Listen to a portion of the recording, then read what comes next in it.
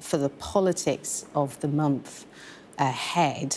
And all of this at a really delicate time, because the cost of living, that still remains a real pressure for so many households up and down the country. Mortgage holders, well, they've faced higher repayments, food and energy bills, though they're starting to ease, it's still elevated compared to, if you think, to just a few years ago. And that's the political argument, is about inflation. It's about whether people feel better off. And then to add to that, there's this international backdrop to consider that we've been discussing from much of the day. The crisis in the Middle East has added fresh uncertainty to global markets. We're soon going to hear from Sophie Ridge, Ed Conway, Beth Rigby, talking about the implications. And then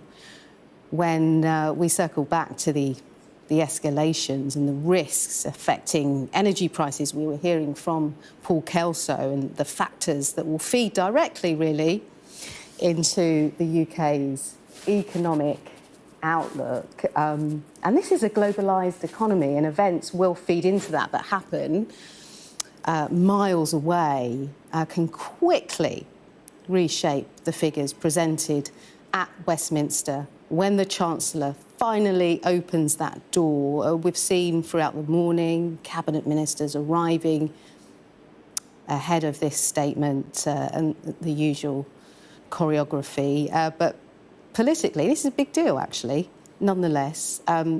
It's all about confidence, isn't there, in numbers, how stable people feel, and perhaps how resilient the economy is, and that headroom that we've spoken about for such a long time now.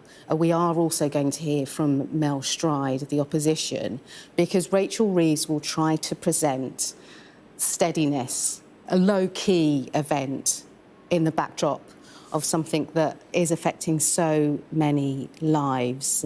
The opposition will be framing today as a verdict on the government's record. And I suppose what they will argue, you'll hear this from Sophie, you'll hear this from Beth, that they will be arguing that living standards have essentially been squeezed for far too long, and then growth, too, has been too weak. The jobs market, and for younger people, how that's been feeding in. But I'll hand over to Sophie Ridge.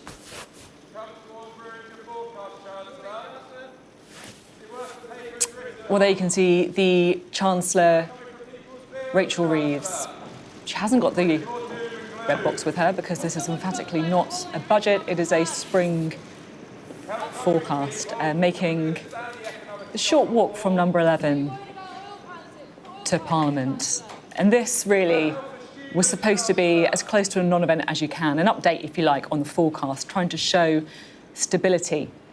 But of course, the better news that we may have seen on inflation, on borrowing costs, that could all be wiped out pretty quickly if there is, of course, any fallout or more fallout from the global crisis that we've seen when it comes to Iran. Already the oil and gas prices ticking up, and what that means for all of us, what that means for you at home, is, of course, a concern over the cost of living, over the cost of energy bills as well. And that, of course, I think is going to be really the backdrop for the spring forecast that we are expecting live on Sky News shortly. This is the scene in the House of Commons as MPs gather on those green benches, awaiting to hear from the Chancellor Rachel Reeves and to hear the forecasts that are coming.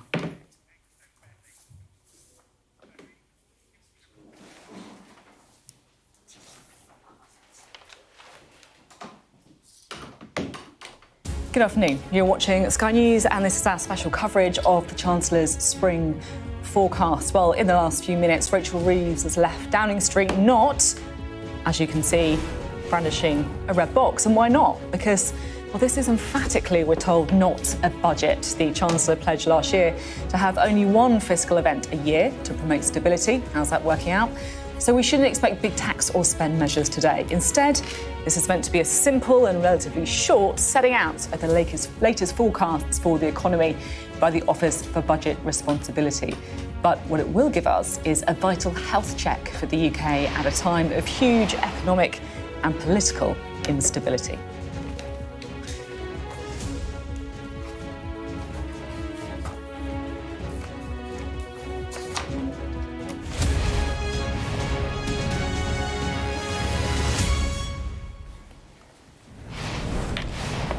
Well, we're joined, as you can see, by our political editor, Beth Rigby, and also our data and economics editor, Ed Conway, here with us, and they'll be sharing their analysis over the next couple of hours. Awful lot to chew over, despite, the kind of non-event of the day, particularly, of course, given the global backdrop as well. But first, we just want to bring you an update on the latest developments, of course, when it comes to the Iran war, because the United States has warned that its hardest hits are yet to come as it enters its fourth day. The US Embassy in the Saudi Arabian capital, Riyadh, was hit by drones early this morning as Iran continues to respond to US and Israeli strikes. Well, the US and Israel have continued to pound Iran since the killing of the Ayatollah, with explosions ringing out throughout the capital all night in Tehran. The Red Crescent Society says that at least 787 people in Iran have been killed by airstrikes since the war began. Well, a mass funeral has been held in the southern Iranian city of Manab for 165 people killed in what's been described as an attack on a girls' school that happened on Saturday. Well, the US Central Command says officials are now looking into reports that a school was struck. And Iran and its allies have also been firing back at Israel and also neighbouring Gulf states too. These were the scenes at the Fujairah oil terminal in the United Arab Emirates earlier. Authorities said that falling shrapnel were what caused the fire that you can see to break out. And strikes have also been rocking the Beirut skyline as the Israeli military ramped up operations in Lebanon against the Iran-backed militia group Hezbollah. The Israeli Defence Forces say that soldiers are now also operating on the ground in southern Lebanon. Well, in the last half an hour, Sky News has learned that the UK is now considering sending a Type 45 destroyer, a bit like HMS Duncan that you can see on your screens now, to the Middle East. And that's just the latest move by a government here trying to protect UK assets and personnel. Well, let's speak now to our international correspondent, Diana Magnay, who's in Jerusalem for us. Diana, a very fast-moving story. What's the latest you can give us? Well, it certainly is. Iran doing its best to raise the anger of its Gulf neighbours. You have Qatar and Saudi Arabia both saying that they are looking into how they respond to attacks, given the fact that Qatar is saying that they've had attacks all the way across the country, also on the airport, none of them successful yet. And we saw overnight a drone strike on the US Embassy in Riyadh. Donald Trump has said that he is considering what retaliation measures he will take for that. Here in Israel, the US ambassador has said to Americans stranded in the country that that the embassy cannot really look after them, but that their best route out is to go south to the border with Egypt and to try and get out that way. But I think it gives you a sense of the sort of general panic and the inability of governments really to look after all their respective citizens in these many countries who are now at the front line of an ever-expanding war. The IDF has released a map of what it says is the leadership command structures in the centre of Tehran that they have struck overnight. They also said that they have killed the head of intelligence in Iran and another spy chief who was responsible for intelligence over Israel itself. And, of course, we have this huge new front that opened up yesterday with Hezbollah and the IDF saying that they have taken up new positions in southern Lebanon and on the border regions to supposedly protect communities in the north of Israel, but they're not evacuating anyone from the north, which I think shows how little of a threat that they think Hezbollah now is to those communities, and to what extent they now want to do their bit to try and get rid of Hezbollah once and for all, seeing as they are doing their bit to try and eradicate Hezbollah's sponsor, Iran, by this huge war that the US and Israel have launched on the regime in Tehran. Sophie. Diana, thank you very much indeed. Diana Magno there, reporting for us in Jerusalem. And, of course, it goes without saying that we will keep you updated on any major developments on the war, which, of course, is becoming pretty widespread on several fronts. But let's turn now to the spring forecast, shall we? We've had a little bit of a hint on what we've got to come because the Chancellor's posted on X, as is custom, ahead of her speech. She's written this: "My economic plan is the right one for Britain. Today we'll set out how we are cutting the cost of living, cutting borrowing and growing the economy." Well, let's bring in Beth and Ed, shall we? Cutting the cost of living, like the very first thing that she says there. And it is hard to look at that in isolation without also bringing in what is happening on the global stage as well. And Beth, what are you expecting from the Chancellor today? Well, look, I mean, we're having this spring statement at a moment where events could very quickly overshadow anything that the Chancellor says on the economy, and that's just the bare facts of what is happening in the Middle East. We're 4 days into a war. President Trump is saying it could go on for 4 to 5 weeks. There's no certainty about when it ends. From a Treasury point of view, they would say, well, look at the Israel-Iran conflict. It ended up being a 12-day war. Energy prices spiked but then stabilised. So really, the Chancellor is going out to argue the case of why she was right to take the decision she took at the budget, how she is trying to protect the economy or better serve the economy against external shocks, but she's dealing with things that are quite simply beyond her control. So I think what we're going to get today is a Chancellor justifying the decision she made in that controversial budget, saying that she is, as she said there, taking the right decisions for the economy, justifying really those tax rises in November to build her headroom, her financial buffer, and also defending decisions to cut energy prices. But I don't need to say that all of that could quite soon become out of date, depending on what happens in the coming few days and weeks. Just on the point of the statement, this isn't a fiscal event. There won't be tax and spend announcements. What we will see are growth forecasts. I'm going to leave it to someone much more better able to deal with that than I, which is Ed Conway. And we will get some updates on what's happened to the headroom. Well, not from the OBR, not from the Office of Budget Responsibility, but analysts will be able to work it out. But actually, there have been some policy changes between November and now. The reversal partially on the farm tax, reversal partially on business rates, and decisions to put £3.5 billion into special education needs spending in schools. So that will have eaten away at her buffer, and I think we will get an update on that. But I think the idea is that this is meant to be quite low-key, very short, trying not to say much. But with what's going on in the world, I'm interested to see what the questions will be in the Commons, actually, from Mel Stride and MPs, because they're going to be asking about defence spending, energy bills. Is she going to keep fuel? What's she going to do with fuel duty later in the year? There are real elements of this that really do affect the cost of living that, quite honestly, she can't answer right now. She would have. I think she wanted it, and a lot of people in the Treasury kind of wanted it to be a bit of a non-event, didn't they? Sorry, we're all here, by the way. It's probably not part of the plan. They did, but as a result of what's happening, obviously, in the Middle East, to some extent, to me, it feels a bit like... Do you remember Rishi Sunak's first budget when he was Chancellor? It was March 2020, and COVID had basically we knew that COVID was going to just kind of ride roughshod through all of the economic forecasts, and yet you had this budget, and we all had to pretend that this was the way things were actually going to look. when everyone knew that it was going to be very different. You know, who knows? No one knows you know, how long the prices are going to stay high and how long we're going to be in this kind of period in the Middle East. But this could completely change everything. It can change all of the numbers. All of the numbers we see today, particularly on inflation, could basically or might already be out of date. So. Shall I? I mean, I can show you kind of...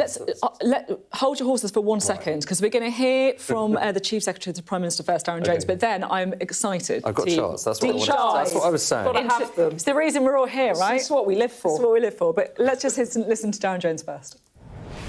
Prime Minister and Chancellor have said repeatedly that international events can obviously affect the UK economy. We've seen that before and we will see it again. But that's why our plan in terms of stability and strength within the UK economy is so important, whether that's about stable public finances or bringing down national debt so we have more room for manoeuvre, keeping the cost of government borrowing down, tackling the cost of living for people, and on energy, making sure that we're investing in homegrown renewable energy. Are you worried specifically about Iran and the cost of living? Look, there's probably going to be some impact. There's no question about that. We don't know yet what that is. But I think in the spring forecast later, what the Chancellor will be able to show is that our plan is working in terms of a stable approach to the UK economy, that in a world where there is lots of things happening is a very attractive economy for investors. So an impact in terms of what petrol prices, is that the most likely one, you think? So we have to see how long this goes on for. One of our hopes is that we can bring this to an end as quickly as possible. That's one of the reasons we've consented to our airbases being used, because the sooner it's over, the lesser the impact will be on our economy and the global economy. I mean, Darren Jones is saying there will be an impact. Are we seeing an impact already? I mean, in some prices, impact is understatement of the year. So let me show you, because we're gonna have all the normal stuff that we get. So we're gonna have like the growth forecasts and all of that. But this time around, it's not just about that. Part of the story comes back to what we're seeing in the Middle East and the impact of it. And a big part of that is what's happening to gas prices. This is showing you... So this is the wholesale gas price. So it's not the one that we pay instantly. It's the one that kind of businesses out there are paying. But you'll remember what happened during Ukraine. Just look at what happened in the last kind of 24 hours or so. Sorry, that march has been clipped off slightly there. But look, in the past 2 days, so last 48 hours, up by 98%. 98% in the last 2 days. Now, just a bit of perspective on this, OK? So this is gas prices. It matters for all of us because that's, you know, that's heating, that's everything else. It won't affect the prices we pay at home instantly because obviously you've got the energy price cap and that gets decided kind of every so often. It's just been fixed. So that's fixed from April to June. But if they stay high, then the next time that's fixed, that means higher bills for all of us. But bit of perspective, OK? So that is what I just showed you a moment ago. And it doesn't actually... When you're looking back, what I showed you was just kind of the last year, but this is looking back all the way back over the last 5 years. And you can see it is the highest since late 2022, but it's nowhere near what we saw during the Ukraine war. OK, so that is Ukraine there, and this is where we are now. But here's what's a little bit alarming. So the level is lower than where we were last time around. But here's what alarms me. If you look not just at the level, but at the rate of change, at how quickly prices are going up or indeed going down, here's what you see. Now, this is kind of a bit juddery because this is showing you it's 2-day changes. So over 2 days, that's how much it goes up and down over that period. Just look at what's happened in the last 2 days. Look at this line here. Now that, OK, and you can see here, that's the Ukraine period. That is the kind of 100% increase that we've seen in the last 2 days. And that is the biggest 2-day rise that we have ever seen in gas prices, ever. Now, like I say, the level isn't as high as it was during the Ukraine conflict, and partly that's because prices were kind of ratcheting up for a while. They were at higher levels beforehand. But right now, and the question is how much the Chancellor kind of reflects this. That is potentially an economic bombshell. And it all depends on how long those prices are going to stay high. And we can kind of come back in a moment to the potential impact on inflation. But if that stays high for a long time, then it renders just a lot of the numbers that we're going to hear from the Chancellor kind of almost irrelevant because it means that you've got higher inflation. It means that has a bearing on everything else. But there's a lot of ifs going on here, and I think That's going to be the challenge here.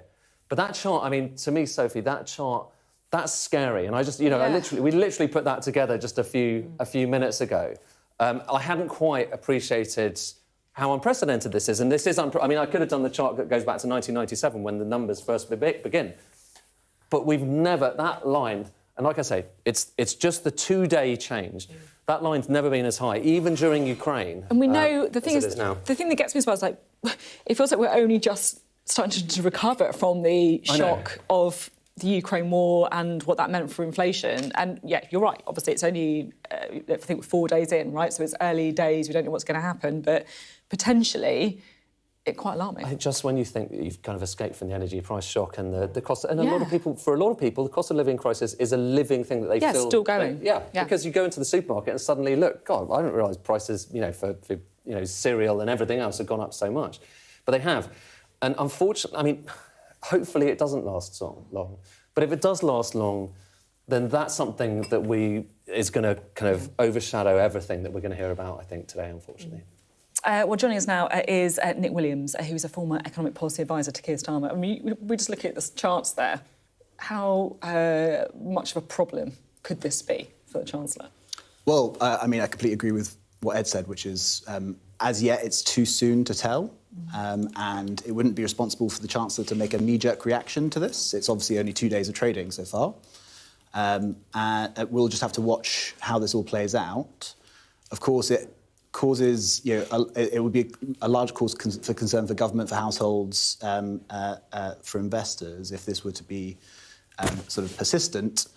But the sort of incentives on, the President of the United States, Donald Trump, is for this to end because, whilst it hits UK consumers, it also hits US consumers, and there are midterms coming up. So, we've got to hope that it doesn't last, but I think it would be too soon to take action now. Yeah, and Beth, I mean, it's a political problem, isn't it, for a government that has pinned everything on the cost of living? Oh, it's a huge political problem for a government that also feels like it actually, at this spring statement, had a better story to tell because interest rates are falling, inflation has been falling faster than the Bank of England expected, which I'm sure you have a chart on at some point. I've got it. I'm sure he's got a chart. I'm sure there's a chart. Rachel Reeves genuinely thought she could come out today and sort of say, look, bear with me, the plan is working, we will tackle the cost of living. And then she's, been thrown a curveball again, which could throw that all up in the air. I think there's another point to make about this as well, which is the Gorton and Denton by-election and the success of the Greens and the Greens positioning themselves as the voice of progressives on the left. We've seen a poll today where they've jumped 4 percentage points to take second position behind reform. It's only one poll. But there is, I don't need to tell you, a load of nervousness in the Labour Party thinking the Prime Minister and the government need to tack to the left. They need to adopt more left-wing economic policy, which, of course, is not where Reeves is at. So there's a couple of things going on here which is putting her under even more pressure. Nick, just to pick up on Beth's point, what's your sort of takeaway on that, on the pressure that there will be from the left, from many Labour MPs, that she needs to tack to the left and Keir Starmer needs to tack to the left? Well, I think you've set out some of the context in which she will be setting out the sort of the spring forecast. I think it sort of underlines her message, her core central message, which is that stability is an essential ingredient for a strong economy. And for the reasons we just discussed, it's too soon to sort of to panic about sort of energy prices. We've got to stay the course. She has control over domestic policy stability, and that is what the sort of core message here is. And if this all sort of comes to an end soon, then all of the sort of positivity, the positive messages that she's trying to deliver will still be there, which is domestic inflation is coming down, largely sort of vindicating the action she took at the autumn budget. Interest rates and borrowing costs are coming down, vindicating the choices she took to accelerate the pace of fiscal consolidation and increase the headroom at the budget. And that's all at the same time that the fundamentals of the economy are actually looking fairly strong. Productivity is up, real wages is up, household and corporate balance sheets are all in very good strength. You've listed some of the positives, which I accept. One of the other, I guess, kind of slight amber warning lights could be on employment. Would you accept that, particularly among young people? And there'll be a lot of people looking at some of the choices that Rachel Reeves has herself made to make it more expensive, I guess, to employed people on lower incomes, often those young workers who might be bearing the brunt now. Yeah. So, I mean, that is, of course, something that she'll be monitoring very closely and will be concerned about. Now, it's not wholly down to government policy, right? You know, unemployment is the consequence of the monetary cycle. That is where the slack in the economy comes from. So it's not entirely down to government policy, that's for sure. There is also another moment, not just at the spring forecast, but in a couple of weeks' time, Rachel Reeves will be setting out a sort of an update to her May's lecture, which will be very squarely focused on growth. We have the Alan Milburn review into youth needs, not in employment, education and training. So it is something that the government's very alive to. And I think we'll be seeing more policy coming forwards focused on that soon. Just to pick up on what Nick's saying there, I mean, what will be revealed today is slower than expected economic growth. I think the forecast, am I right, Ed, it was 1.4% this year. 1.4 this year, 1.5 the Bank of England next. downgraded, so I think it was 0.9% in February. Yeah, good. OK, that I've been looking at. Got a chart. Yeah. I've been looking at his charts. You're going to hop up and get to the wall next. No, let's not try that. I don't want to be second fiddle to this chap on charts. So there is economic growth slowing, and to your point, the Chancellor's going to do this big intervention later in the month where she's going to try to reset the growth strategy, turbocharge the growth strategy, however she wants to describe it. And I think we're going to get, you'll know more than me, I think we're going to get some hints at that today in her statement. So I think she's going to talk a bit about some of the areas where she feels that the government need to act to try to improve growth. I don't know if you've heard anything more on that. I was going to say, though, Nick, is there a case, you know, this obviously is fast-moving and there's all of these kind of reports that are coming in, but it might be that we're back in the teeth of an energy price shock. And given we've just kind of gone through this, you know, is it fair to say, you know, have lessons been learned about what happened in 2022 with Ukraine, with the past energy price shock? Rachel Reeves has talked such a good game, not just about growth, but about securonomics. But, you know, is there any evidence to suggest we're better placed to deal with this now than we were back in 2022? We're still really reliant on imports of energy, and now, all of a sudden, those imports are getting more expensive. Well, I mean, the lesson that's been learned by the government is that energy bills need to come down, and that's important for growth. So that is why there was some action taken to move some of the policy costs that were on the bills off of policy costs. But that could get swamped by this. No, of course. But I'm just, as a proof point that the lessons have been learned, the government is absolutely clear that energy is a fundamental part of the sort of health of the UK economy and sort of fundamental to its growth objectives. I mean, I would expect Ed Miliband, the Energy Secretary, to make the point that this underscores his argument that we need to wean ourselves off of the volatility of international energy markets and to have more domestically sourced renewable and stable energy. Now, obviously, that's a structural argument rather than a sticking plaster against a sort of at least transient sort of price shock. But it still is the sort of core argument that the government needs to be focused on the long-term structural changes in the economy as it is. Just on the energy stuff, we said it's going to be a dynamic programme because there's an awful lot going on, you probably noticed. We're just hearing coming through on the wires now, Qatar Energy saying they're going to stop downstream production. They've already said that they're going to stop production of liquefied natural gas. Now they're also stopping production of other downstream products in the state of Qatar, polymers, methanol, aluminium, other products as well. And fertilisers as well. I mean, that's what this is a reminder that, you kind of tend to think of this area, the Middle East, the Gulf, as being this all about oil. It's about all sorts of other things as well, chemicals that go into the pharmaceuticals that keep a lot of people alive, fertilisers that provide the chemicals so we can actually eat. There's a lot of stuff there that we aren't aware that we're so dependent of, and I think that's why this is one of those unnerving moments, maybe a bit like Ukraine, where all of a sudden you're like, oh, hang on, we can't get hold of the stuff that we thought we needed. It's still too early. It'll be interesting to see how the tone of the statement reflects what's going on right now. But as you say, if it's all about, oh, great, look, success, cost of living coming down, that's Is she going to be, what's your take? Is she going to be kind of ripping it up and getting the red marker out because of what's happening? Or I think the core argument is going to be that the government is focused on the structural reforms of the economy that give stability and also the action she took at the autumn budget to increase the headroom was precisely because she wanted to increase the buffer for sort of shocks like this, to increase the resilience of the economy to being buffeted around by the international turbulence. So I think it will be a vindication of that decision. I think she's right to continue to focus on the sort of long-term reforms that deliver resilience. But she will definitely want to reassure people that she'll be monitoring the situation. I don't think it'll be a victory lap. Like, the government wants this to be a bit of a non-event. Yeah, good luck with that in a minute. Earlier this morning, we spoke to the former Chancellor, Jeremy Hunt. He knows a few things about fiscal statements, and he set out what the effect of an energy price spike could actually be. When I was Chancellor, we used to have a rule of thumb that if international oil and gas prices go up by 20%, that's 1% higher inflation and 0.5% lower growth.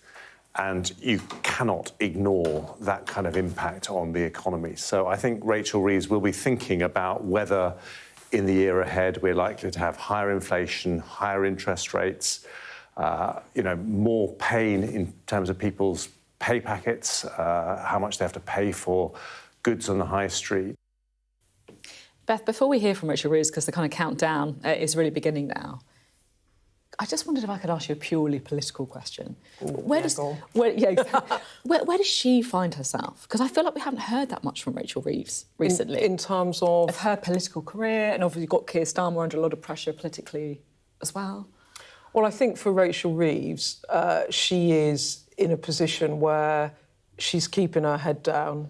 She has been the source of a lot of controversy around that budget, and I think that the intention today was for it to be almost like, not a victory lap as such, but a vindication of the Rachel Reeves approach to the economy. And she was going to seize upon some of those positive economic indicators to justify those decisions that she got really pushed about last November. But look, now she finds herself in a really difficult position again because of things beyond her control in terms of the economy. In terms of where she is politically, I think the question will be for Rachel Reeves and Keir Starmer as to the extent to which Number 10 is now going to feel the pressure to pivot further to the left. And we know where Rachel Reeves stands on that. She is absolutely not a chancellor to implement those sorts of policies. And I think that going into the next couple of months, I mean, subject to the war in the Middle East, because that could change everything.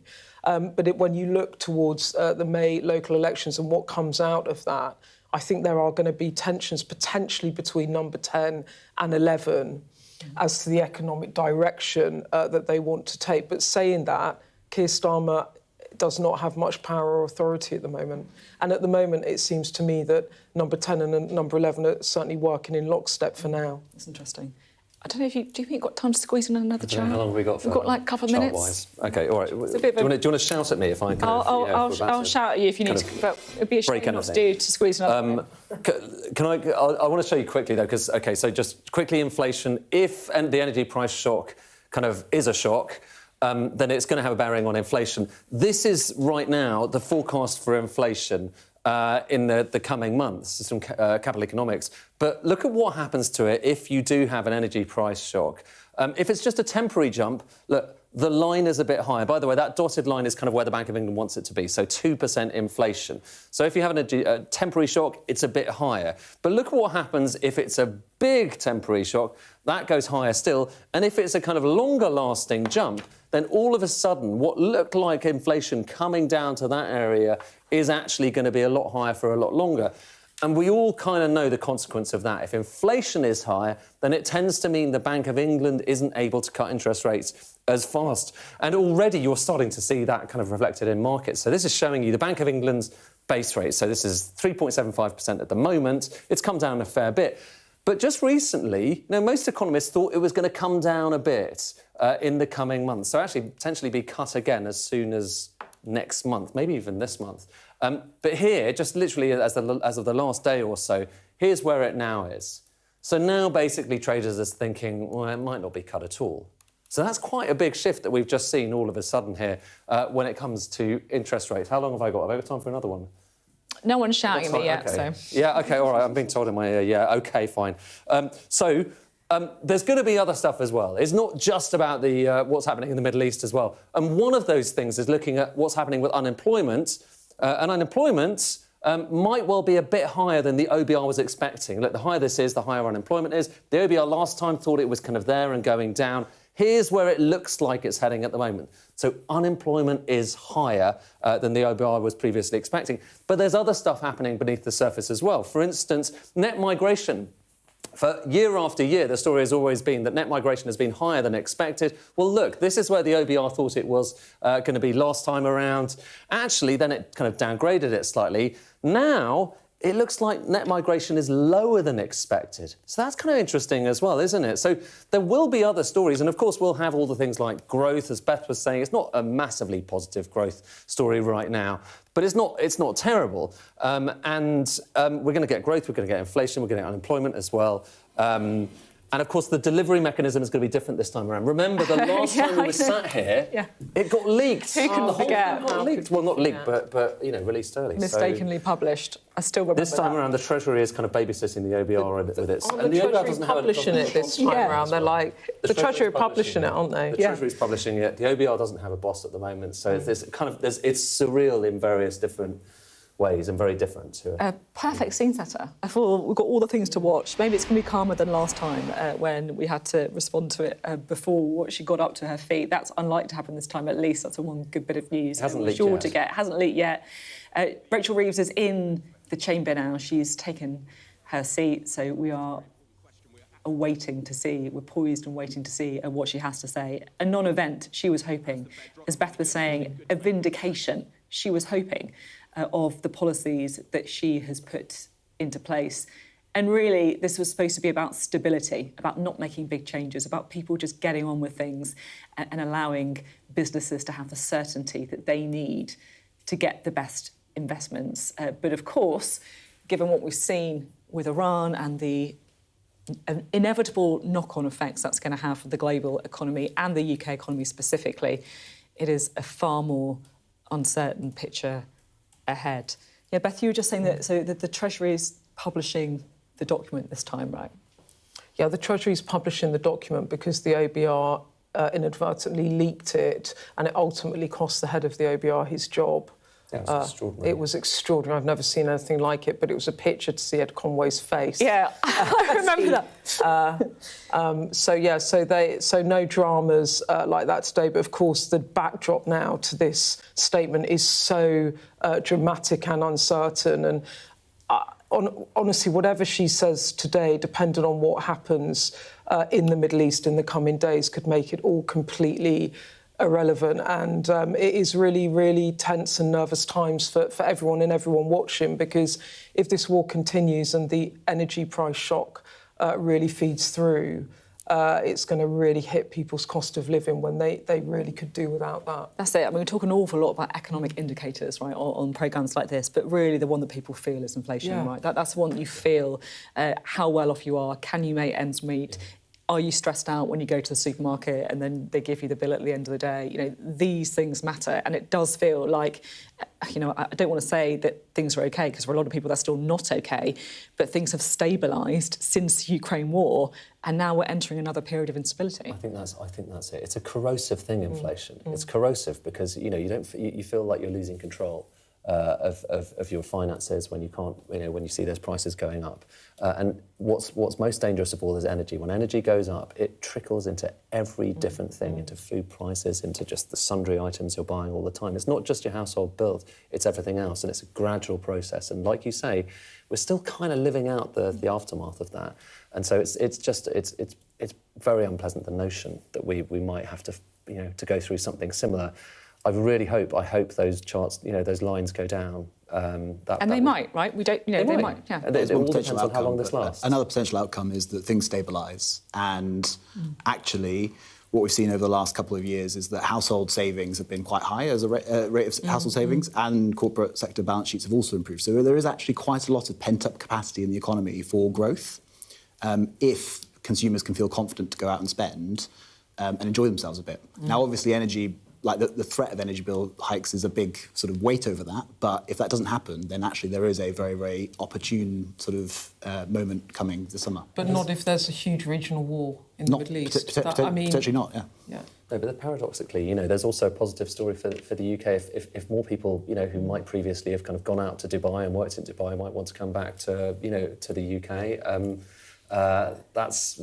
there are some different permutations. Yeah, because the immigration figures, like you had this on your graph at the end, didn't you? I mean, they are ones to watch too. The net migration is fascinating. Net migration heading down to 0 too. Anyway, let's have a listen. The Speaker is calling on the Chancellor.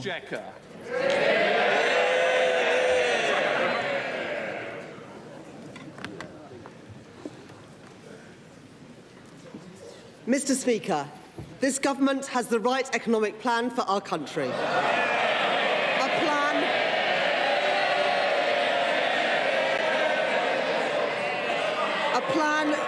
A plan that is... Order. Sorry. Look, both sides, if you're not interested, please, you don't have to stay in the chamber. I'm interested, my constituents are interested, and your constituents as well. Chancellor. A plan that is even more important in a world that in the last few days has become yet more uncertain. With unfolding conflict in Iran and the Middle East, it is incumbent on me and on this government to chart a course through that uncertainty, to secure our economy against shocks and protect families from the turbulence that we see beyond our borders. I want to express my gratitude to members of our armed forces as they serve across the globe to protect our country. And I want to reassure this House that I am in regular contact with the Governor of the Bank of England, with my international counterparts and with key affected industries, including our maritime sector. And tomorrow I will meet with our North Sea industry leaders to discuss the implications that they face and work with them to manage this uncertain period. Mr. Speaker, in an increasingly dangerous world, I am proud to be the Chancellor that is delivering the biggest uplift in defence spending since the Cold War. With £650 million committed in January to upgrade our Typhoon fighter jets, a new Royal Navy frigate launched from Rosyth last week, and just yesterday, our £1 billion helicopter deal with Leonardo. I am in no doubt about Britain's ability to navigate the challenges we face. The plan that I have been driving forward since the election is the right one. Stability in our public finances, investment in our infrastructure, including our armed forces, and reform to Britain's economy. It is a plan to reshape our economy and break with the failed ideas of the past. Building growth are not just the contribution of a few people in a few places, but in every part of Britain, with a state that doesn't stand back, but that steps up, strengthening our trading relationships and our alliances, creating capacity in our economy through affordable housing, better transport and free childcare. An active and a strategic state, building growth and economic security in an uncertain world. Stability is the single most important precondition for economic growth. That is why we have committed to a single major fiscal event a year, limiting major policy changes to the budget and giving businesses and households the certainty that they need. Today, the new forecasts from the Office of Budget Responsibility show that our plan is the right one. Inflation is down. Borrowing is down. Living standards are up and the economy is growing. Mr. Speaker, this government has restored economic stability. The previous government allowed inflation to skyrocket to over 11%. They stoked interest rates to 15-year highs and delivered the first parliament on record where people were poorer at the end than they were at the start of the parliament. That is their record. Well before the pandemic. I recognise the impact that what the Conservatives did had on families. We promised change at the election, and I understand the responsibility on me to deliver that change. I know that the question that people will ask themselves at the next election is this: are me and my family better off? I am determined that the answer will be yes. The promise that we changed the change that we promised has already started. There have been 6 cuts in interest rates since the general election, the fastest pace in reduction in 17 years. And inflation has fallen. For businesses, that means lower capital costs and greater uncertainty. And for families, it means more money in their pockets to spend in local shops and on the high streets. Those interest rate cuts will save households over £1,300 per year on a typical new fixed-rate mortgage. And real wages have risen by more in the first 18 months of this Labour government than they did in the first 10 years of the Tory government. At the budget, I went further to deliver the change that people rightly demand. I extended a 5p cut in fuel duty for a further 5 months. I froze prescription charges for the second year in a row. I froze rail fares for the first time in 30 years. And I am taking £150 off of energy bills from next month. In February, the Bank of England confirmed that inflation will fall faster because of the action that I took in the budget. And today, the Office for Budget Responsibility expects inflation to come down even faster than it forecast in the autumn. Mr. Speaker, in the current global context, with the risk that rising energy prices will put upward pressure on inflation, the action that I have taken is even more crucial. Keeping inflation low and stable is the best way to support family incomes and reduce pressures on the cost of living. But that's not all we've done. This Labour government has funded 30 hours of free childcare for working families. We are rolling out free breakfast clubs at primary schools. And we are set to achieve the biggest reduction in child poverty over a parliament since records began by reversing the shameful 2-child limit imposed by the party opposite. That is the moral choice for the children who will no longer go to school hungry, and for the women who will no longer have to suffer the grotesque indignity of the rape clause. And scrapping the 2-child limit is an enduring investment in our children and in our future, to realise the potential of young people whose otherwise potential would be wasted. The Tories have said that they would reinstate that destructive policy. And now Reform are saying exactly the same thing. 2 parties united in their intention to plunge nearly 500,000 children back into poverty at a single stroke. Mr. Speaker, if you import failed Tory politicians, you get failed Tory policies too. Labour and only Labour have the right economic plan for our country. Last year, we demonstrated the resilience of Britain's economy in the face of global headwinds, with the fastest growth of any G7 country in Europe. Today, the Office for Budget Responsibility has updated its growth forecasts, including reflecting lower net migration. Average growth across the forecast period is largely unchanged, while the OBR has adjusted the profile of GDP so that it grows slightly slower in 2026 and then faster in both 2027 and 2028. So GDP is forecast to grow by 1.1% in 2026, 1.6% in both 2027 and 2028, and 1.5% in both 2029 and 2030. I've always said that growth is for a purpose, to make working people better off. And I can confirm that GDP per person is set to grow more than was expected in the autumn, with growth of 5.6% over the course of this Parliament. That compares to a fall in GDP per capita in the last Parliament.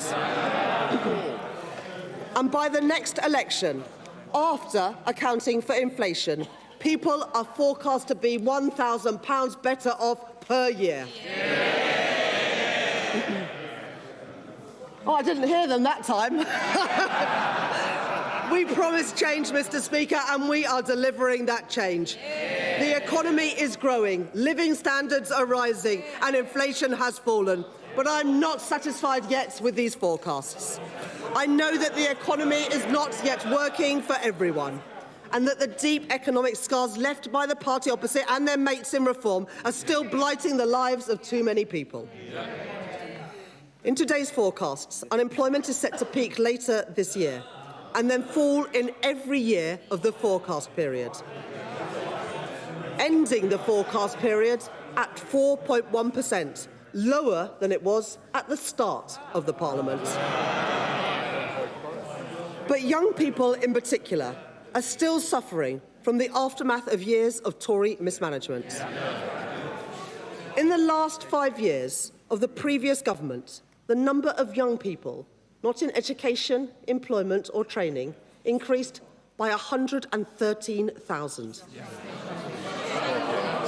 The number of inactive people reached record highs under their government.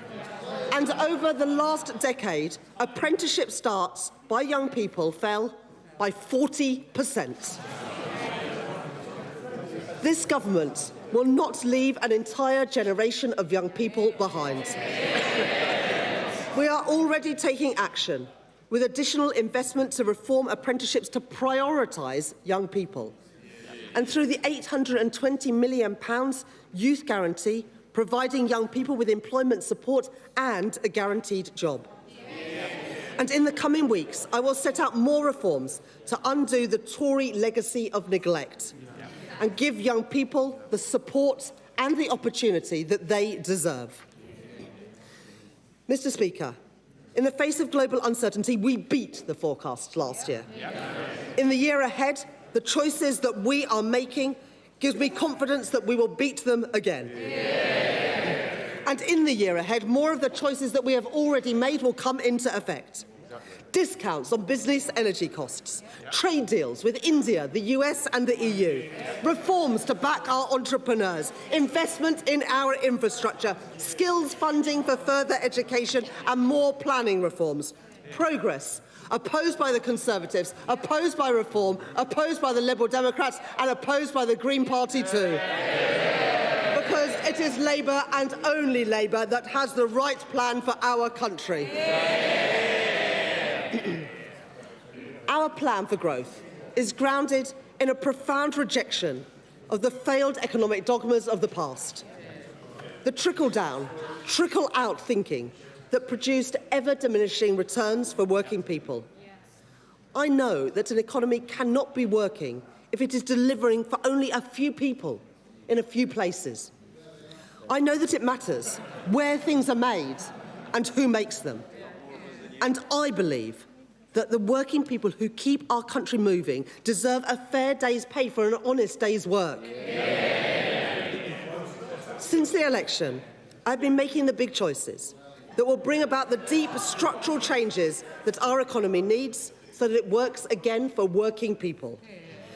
The choices to take on vested interests and back the builders, not the blockers.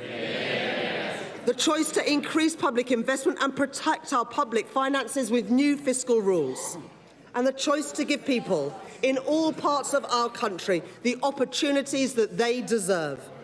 By reforming the Treasury spending rules in the Green Book to unlock investment in all of our urban, rural and coastal communities. Mr. Speaker, those are the right choices for our country, for security, for stability and growth. Today's forecasts from the Office for Budget Responsibility show that they are starting to pay off. And I am clear-eyed about where the opportunities for the British economy lie in this Parliament and beyond. In my second May's lecture in 2 weeks' time, I will set out 3 major choices that will determine the course of our economy into the future. To go further in strengthening our global relationships, breaking down trade barriers and deepening alliances with our European partners for a more secured and connected economy. To go further in backing innovation and harnessing the power of AI, so that entrepreneurs and innovators thrive here in Britain and so that working people reap the rewards. And to go further in transforming our economic geography so that we can build growth on a broad and stable basis, spreading opportunity and unlocking opportunity in every part of Britain.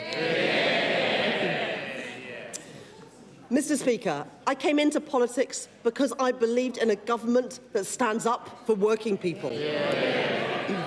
That everyone, no matter where they grow up, deserves security and a fair chance to achieve their potential. And that being able to manage the bills, afford a home and pay for a holiday is never too much to ask. When governments lose control of the economy, as the Tories did, it is working people who pay the price. In their pay packets, in their bills, and in their mortgages. That's what the party opposite inflicted on working people over 14 years. Austerity that cut off investment. Brexit, which cut us off from our closest trading partners. And Liz Truss's disastrous mini-budget. Cheered on by the Leader of the Opposition and by the Honourable Member for Clacton. Oh, he's not here today. No, he's never here. Mr. Speaker, 5 Prime Ministers, 7 Chancellors, 11 plans for growth, and at the end of it all, the only Parliament on record where living standards were worse at the end than they were at the start. And a £22 billion black hole in the public finances. That is their legacy. And make no mistake, the Tory Tribute Act up there, they would do exactly the same thing. They may have changed the colour of their rosettes, but the British people won't forget that they are the exact same people who wrecked our public services and wrecked our public finances in the Tory government. The same people, the same policies and the same disastrous outcomes for working people. The Tories left our country, our people and our allies exposed. They had no plan and no intention to fund their pledge to spend 2.5% of GDP on defence. And reform would go one step further by ditching our allies and siding with Russia. While the Green Party want to take us out of NATO and jeopardise our alliances. Well, she shakes her head. I don't know if they've changed their policy, but their policy is to take us out of NATO. So let me be clear. It is Labour and only Labour that can provide social justice, national security and fiscal responsibility. In their forecasts today, the Office for Budget Responsibility show that we are set to reduce borrowing by nearly £18 billion compared to the autumn. This year, we are set to borrow less than the G7 average, something that the Tories never achieved in any year in 14 years. The forecast today shows that public sector net borrowing is set to fall from 4.3% this year to 3.6% next year, then to 2.9%, 2.5% and to 1.8% in 2029-30. And even after funding other measures announced since the budget, including the new special educational needs system set out by my right honourable friend, the Education Secretary, last week. Headroom against the stability rule in 2029-30 has increased from £21.7 billion to £23.6 billion, with headroom against the investment rule also higher at £27.1 billion. And debt is now set to be lower in every year of the forecast compared with the autumn. Mr. Speaker, It is because of the choices I have made to keep our public finances stable and restore our credibility that we can invest in the priorities of working people. Investment in our communities with pride in place. Investment in our schools to fix crumbling classrooms and give every child the education that they deserve. And investment in our NHS to bring waiting lists down and with a record cash settlement. I have never accepted that we have to choose between social justice and fiscal responsibility. Because there is nothing progressive, nothing Labour, about spending £100 billion a year. That's £1 in £10 of what government spends, just paying on the interest of the debt racked up by the party opposite. After their disastrous mini-budget, our debt interest rate soared towards the highest in the G7. And from my budget to this forecast, while average yields rose for the rest of the G7, yields on UK government debt fell. The Tories squandered Britain's credibility. My plan is rebuilding it. Already, because of the action that I have taken, we are expected to spend nearly £4 billion less on debt interest next year than was forecast in the autumn. And if we stay the course and stick to our plan, and our debt interests return to the G7 average, where they were before they wrecked things with Liz Truss's mini-budget, we will have £15 billion a year more for the priorities of working people and to make working people better off. That is the prize on offer. That is the prize within our grasp. This is the right plan. A plan that is more necessary than ever before in the world of uncertainty. A stronger and more secure economy. Inflation and interest rates falling. Resilient public finances. And in every part of Britain, working people better off.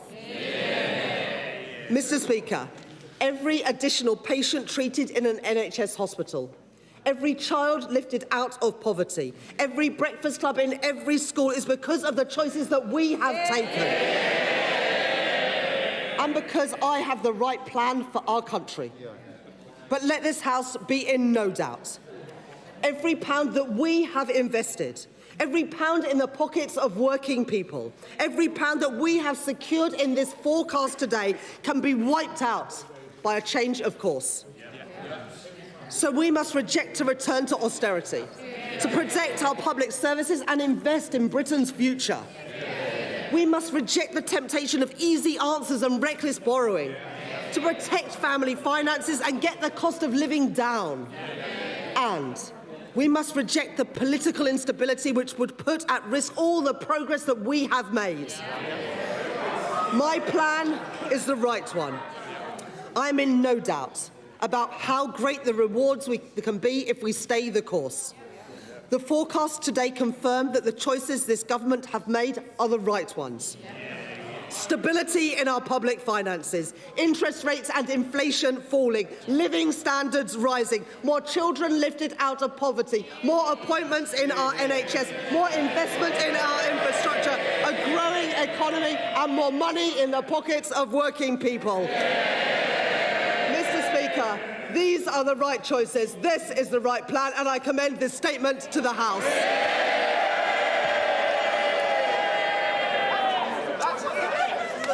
Shadow Chancellor Belstride.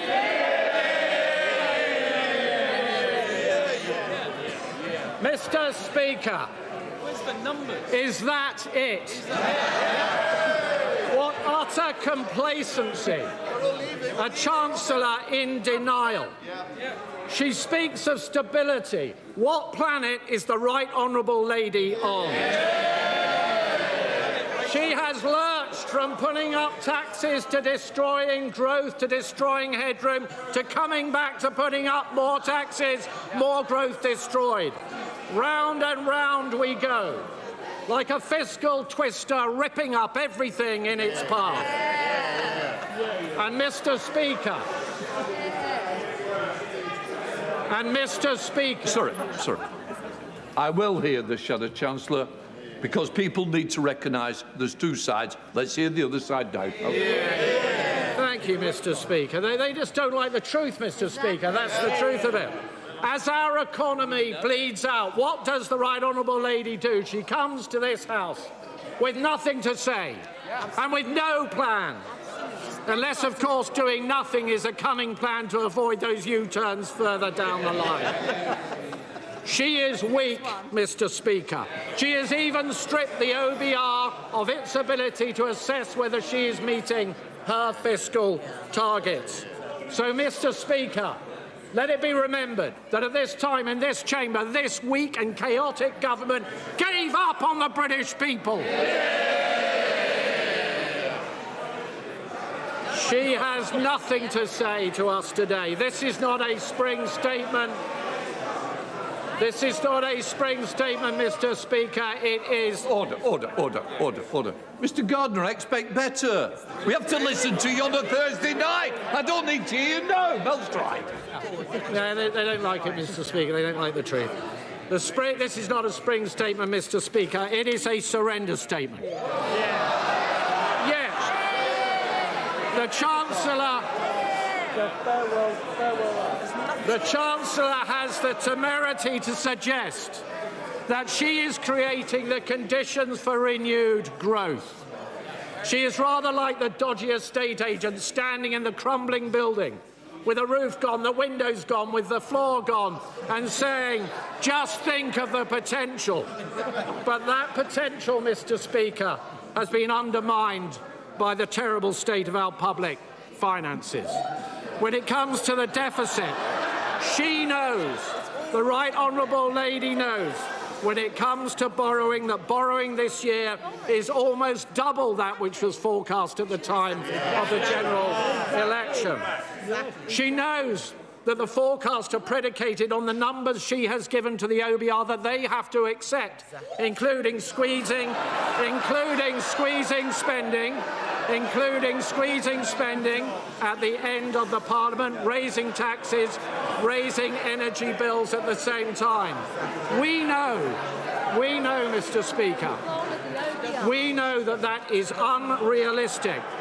And the reason that we know it, Mr. Speaker, is that she and the Prime Minister have no backbone when it comes to taking difficult decisions.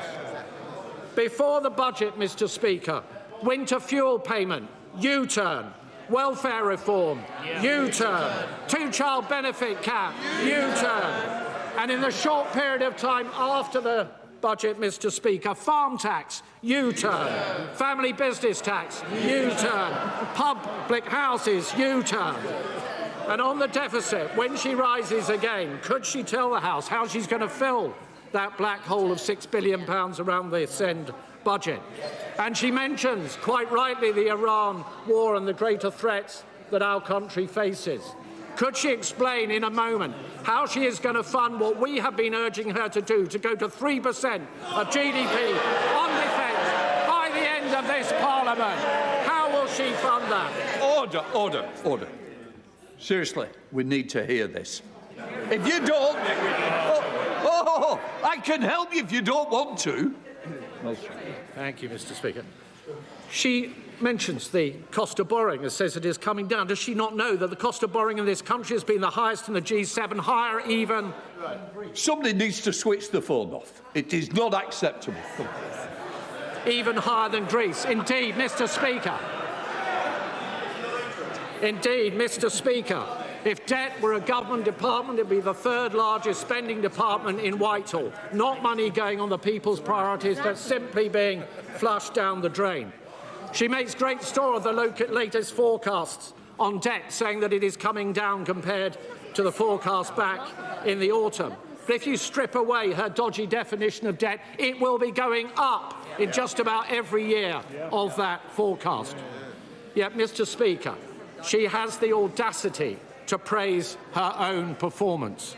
She points to growth, but does she not know that the Bank of England only last month downgraded growth for both this year and next year?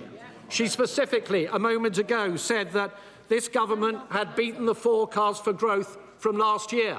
The forecast at the beginning of last year was for 2% growth. The growth outcome at the end of last year was 1.3%, Mr. Speaker. By my mathematics, that is not an improvement. It should be a considerable concern to the entire House that the Right Honourable Lady clearly thinks that it is. She points to interest rates coming down, but does she not know that her ruinously inflationary policies have seen interest rates higher for longer, meaning more expensive mortgages for hundreds of thousands of people across our country? And unemployment, well, Mr. Speaker, she was slightly coy about unemployment because, of course, what we know is it now stands at a 5-year high. And under every single Labour government in history, unemployment has risen, and this government is no exception. On tax, the Right Honourable Lady is fond of saying that she is simply asking people to pay a little more tax. Well, I don't remember, Mr. Speaker, the taxman phoning me up and asking me if I'd awfully mind paying a little more tax. And what does it mean? What does it mean? It means workers struggling. It means employers laying off staff. It means tens of thousands of the most talented people in our country going to other places where they believe the opportunities are greater. That's what a little more tax means, Mr. Speaker. And what has that tax done? It has destroyed, damaged deeply entire sectors of our economy. Hospitality, almost 100,000 job losses since this government came to office, particularly impacting our youngest people. Youth unemployment, the highest in Europe, the first time for a quarter of a century. Young people, their dreams, their aspirations, their hopes, all those bright young faces smashed on the altar of her incompetence. What is her message to young people today? Nothing. Her message today has been that her so-called plan is working. But what is the reality? Inflation up, borrowing up, spending up, tax up, welfare up, unemployment up. All of this, Mr. Speaker, speaks to the weakness and chaos of this government. Is it any wonder that her so-called plan is not working? We have amongst the highest energy costs in the world, and yet she doubles down on net zero. And given where we are, the first thing that the Right Honourable Lady should do is get rid of those taxes on North Sea oil and allow us to start exploiting those opportunities. We have a welfare bill that's spiralling ever upwards. But what does she do? She removes the two-child benefit cap. And we have taxes. And we have taxes heading to the highest level in our history because of her choices, destroying the futures of men, women and children right up and down our country. No contrition, no apology, no plan to do anything about it. But it does not have to be this way, Mr. Speaker. At our conference, we set out how we can control public spending. £47 billion worth of savings, especially on the welfare bill. Some £23 billion in savings, because we are a party that believes in work rather than benefits. We are a party that will do something about it. We are the party of work. They are the party of Benefit Street. We will bring taxes down to kickstart the economy, abolish stamp duty, scrap business rates for businesses on our high streets, a £5,000 tax cut for our young people, a cheap power plan. We will fix student loans. We will invest in apprenticeship. And through our golden rule, Mr. Speaker, we will get on top of the deficit. And by doing that, we will grow the economy. That's our plan. What is her plan?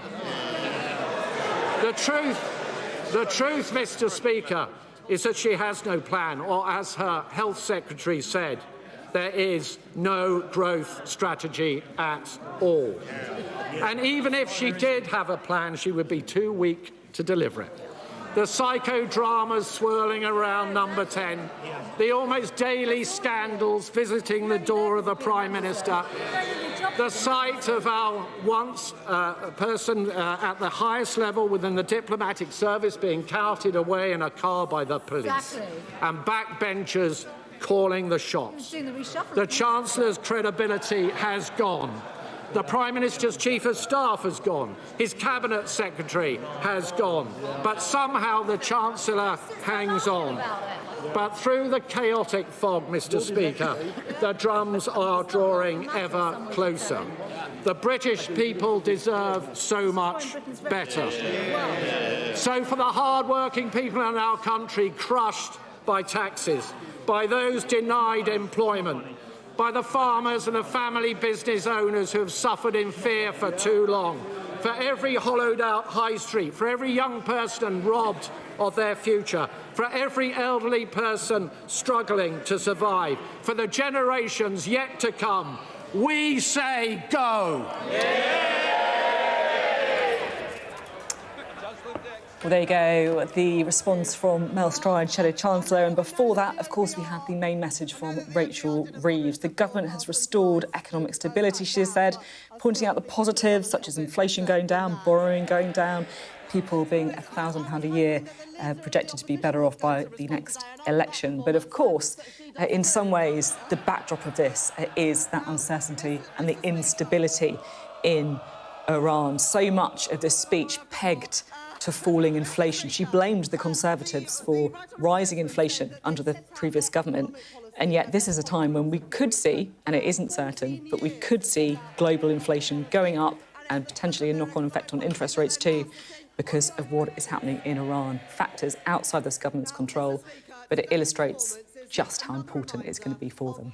Well, listening to that was our political editor, Beth Rigby, and our data and economics editor, Ed Conway. Normally, we have an awful lot of stuff to chew over. And as you said, this was more a kind of vindication speech. Yeah, look, I think the issue for the Chancellor here is she has come to the Commons in a business as normal world, as if we are living in a parallel universe where there hasn't been attacks on Iran and counterattacks and basically what threatens to be a growing regional war in the Middle East. And this was a speech, if you like, and a spring statement that had been planned for weeks. And she's having to deliver it against the backdrop of an incredibly fast-changing world.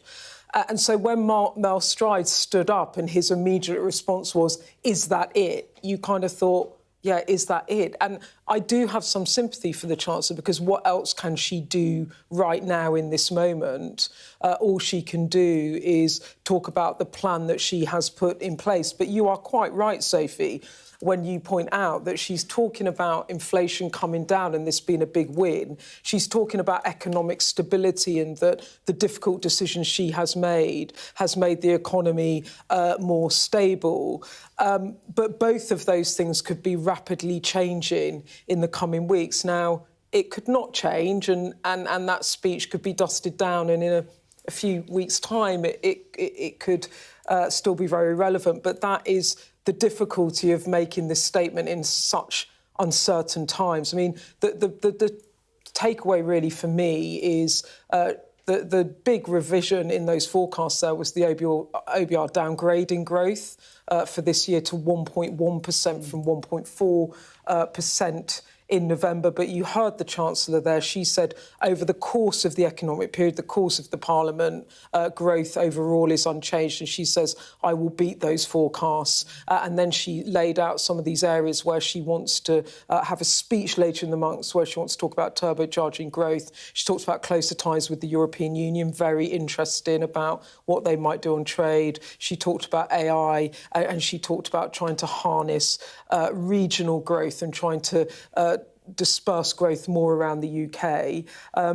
So that was really the standout change. But actually, the message from her was, I have been vindicated in my choices. The economy is stable, but she's got a massive curveball coming of which she cannot control. This is it. I mean, the risk, I think, is you can't necessarily just take credit for inflation coming down and not take the blame for when it goes up, because these are things that, governments don't always have complete control over. Ed, what do you think? Well, I completely agree. I think it is difficult because This was written before the events of the last few days, and it is quite hard to prejudge what is likely to happen. I think it was. It may be a hostage to fortune, the fact that she went very heavily. It was a very political speech, you know. Yeah, it was. And Greens got mentioned too. The Greens got mentioned, and she went very heavily on the legacy, the cost of living legacy that the Tories have left.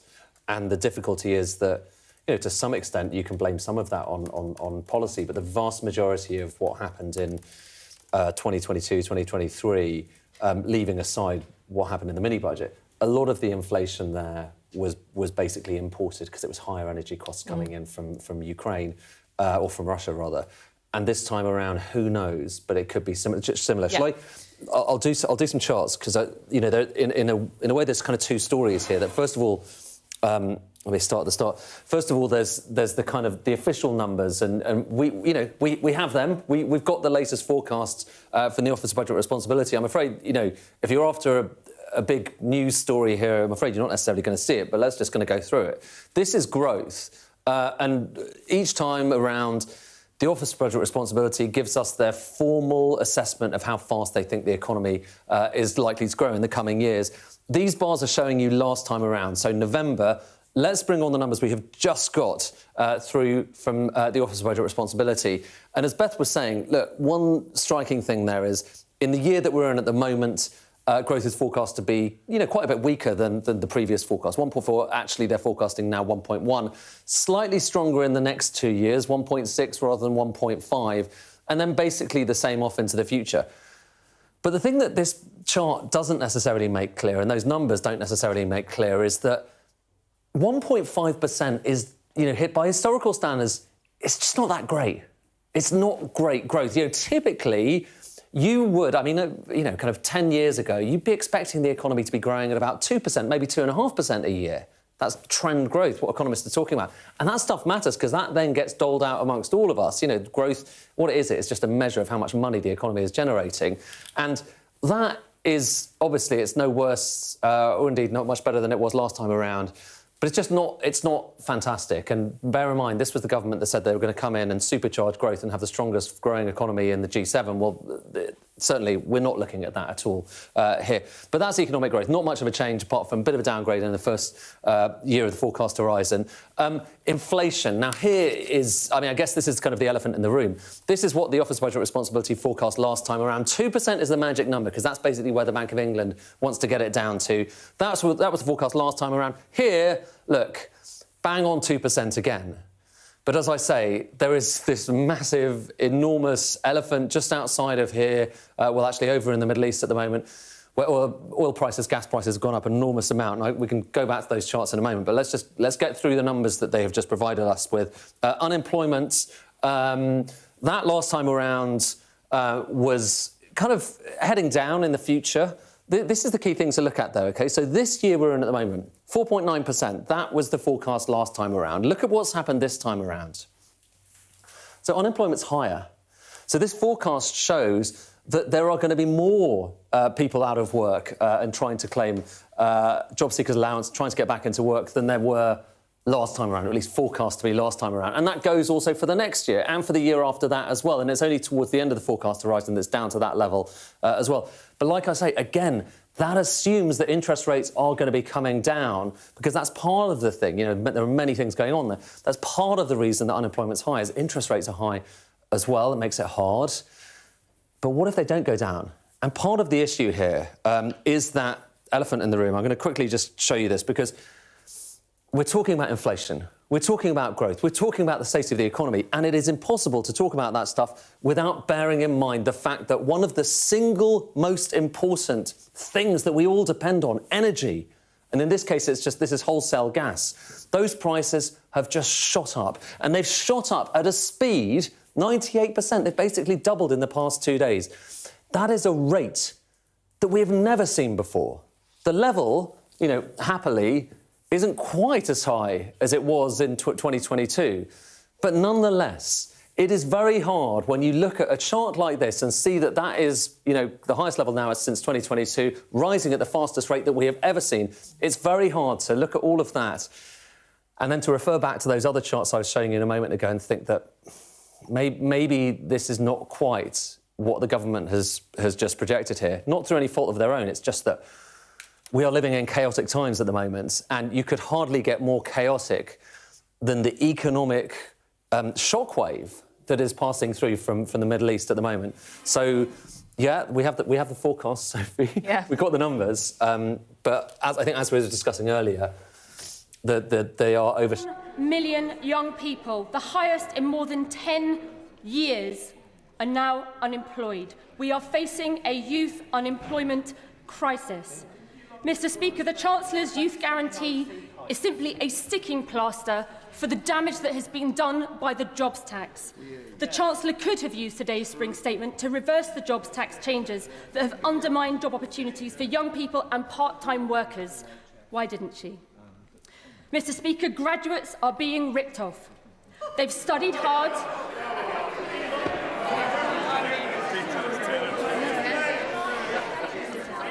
Mr. Speaker, graduates are being ripped off. Yes, that's right.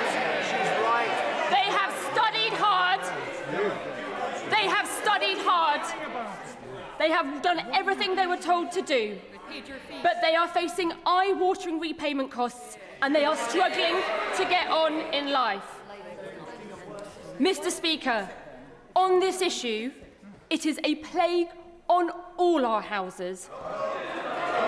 Partisan point scoring does no favours to those young people.